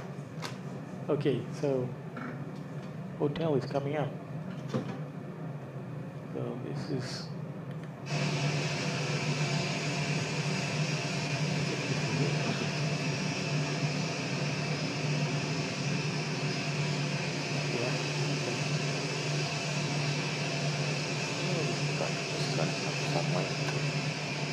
no, you should never do this.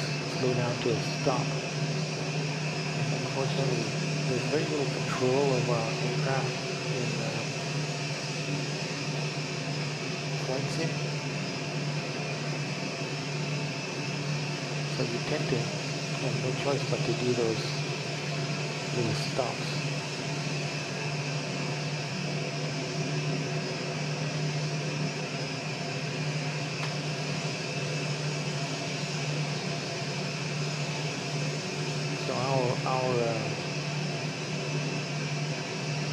Don't you, but you can't see it. You gotta build it one more. I'm turning on to hotel now.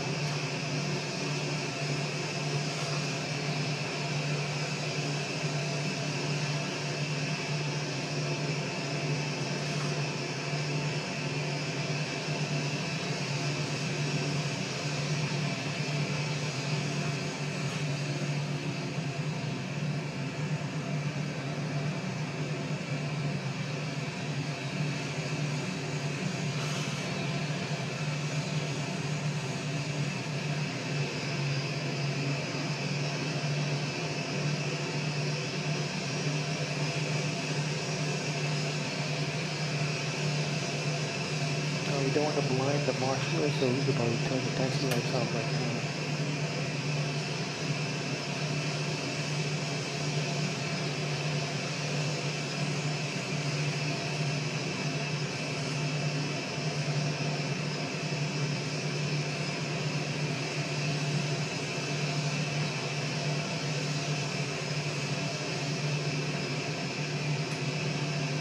So you can see where our marshaller is.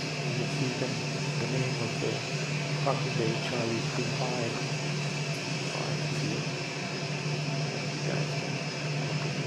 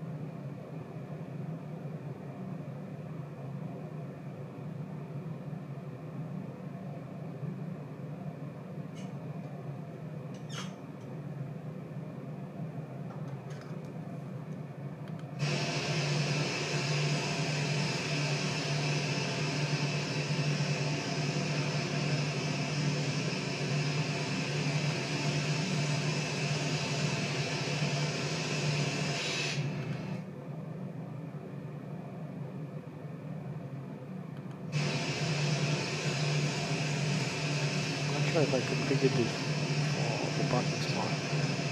So I want to make sure I start at the right spot.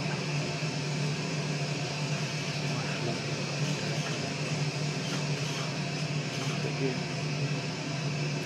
Yeah, that's good. Okay. Alright, we're parked. We've got the AP is on the bus, and the APU bleed is on, so we can shut down the engines. It was 1417. Sorry, 417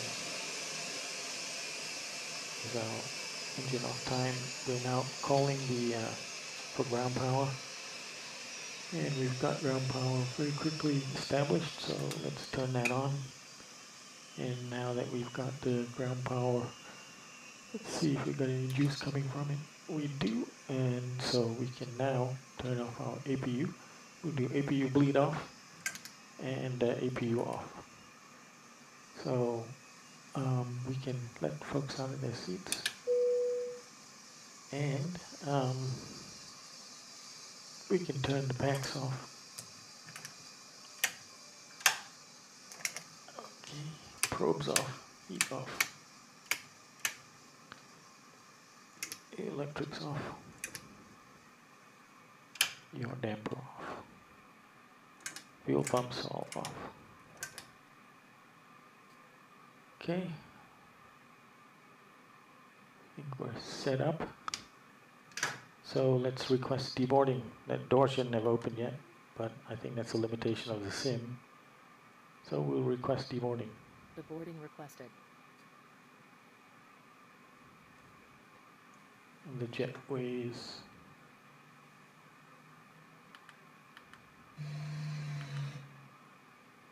Coming into place, looking out the left window. And let's continue to shut down more stuff.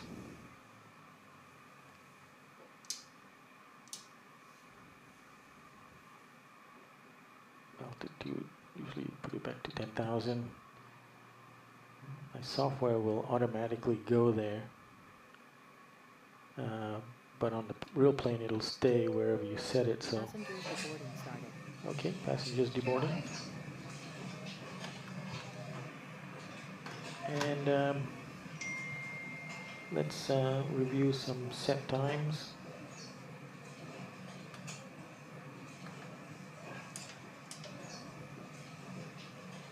Takeoff time was 0110. Landing was 0406, not far off the plan. ETA, sorry, not ETA, elapsed time was actually 2 hours, 56 minutes, and 8 seconds. That was because of those headwinds we had that were a little bit higher than the plan.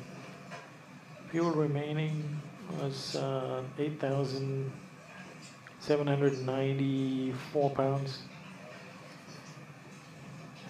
And we did shut off the APU. Yeah. Okay. $64 million question. What is it?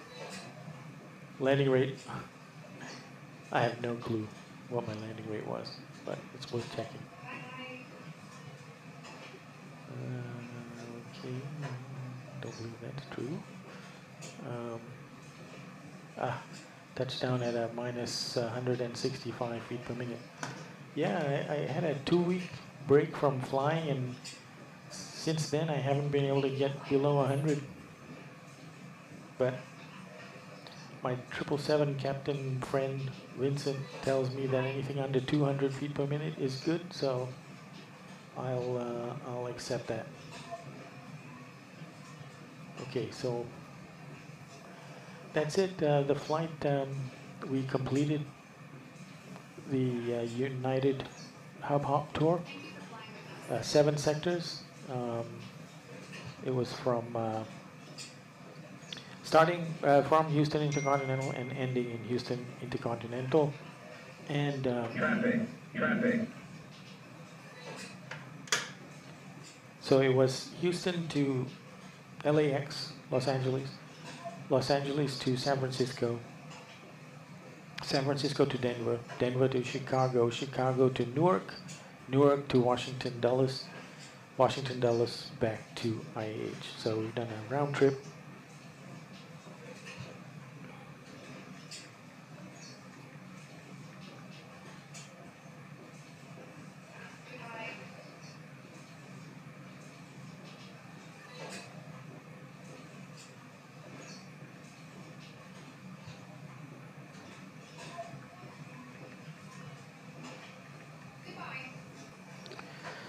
And so I'm not sure what the next tour I'm going to do. I think what I need to do is I need to start working on further enhancements to my sim, like the external view. Anyway, hey, thanks for coming along, guys. I appreciate it. And it was a long flight, but some of you guys hung on for a good amount of time there, so I really appreciate that. And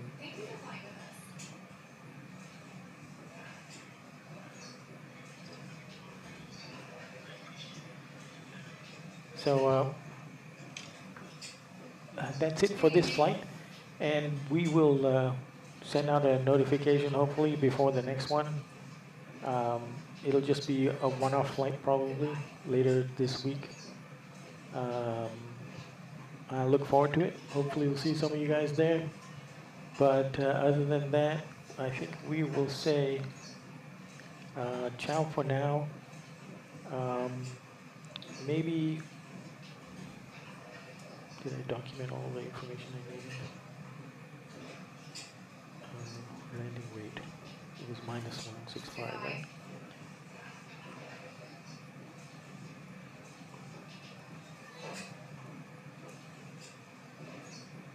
I'm just holding on a second here because I wanted to demo, if you guys hadn't seen it, how we shut down this aircraft. I just want to make sure I got this rate right. Yeah, -165. Okay. So what I'm going to do now is I'm going to shut down the aircraft, and these lights should turn off as I shut down, but I'm just going to turn them off now. Because maybe to make the sim more realistic, because those would go off when I turn off the various stuff. Anyway, so right now all the screens are powered. So what power supplies do we have? We have ground power and we have battery power. So right now we have ground power up. Let's imagine that all the passengers have already disembarked. So I'm going to turn the ground power off at this point. So there you go, turn it off, and it shuts down the whole right side of the aircraft, which is kind of realistic based on the aircraft. And now when I turn off the battery power, the rest of the aircraft will go off. So there you go. Now you can see they're slightly illuminated, and that's just because it's a sim and not a real aircraft. So I also have to shut down the sim computer. It's just blanked out the screens, but it hasn't shut down the computer. So I'm going to pull up the server for the MIP and the other panels, and then I'm going to just close all the windows. So now the software has been shut down, and then I'll just shut down the computer. So this is, there's two computers driving this system. So I'm shutting off the one that's responsible for the everything inside the cockpit. And then there's the other computer is everything outside the cockpit. So there you have it. Okay, so that last screen should go off. Everything's off. So it's been shut down, and then I will just close up the P3D. But that's shutting down the sim. All right, guys, ciao for now. We'll catch you on the next flight. Thanks for joining me on the flight, keeping it interesting. I'll see you later. Ciao for now.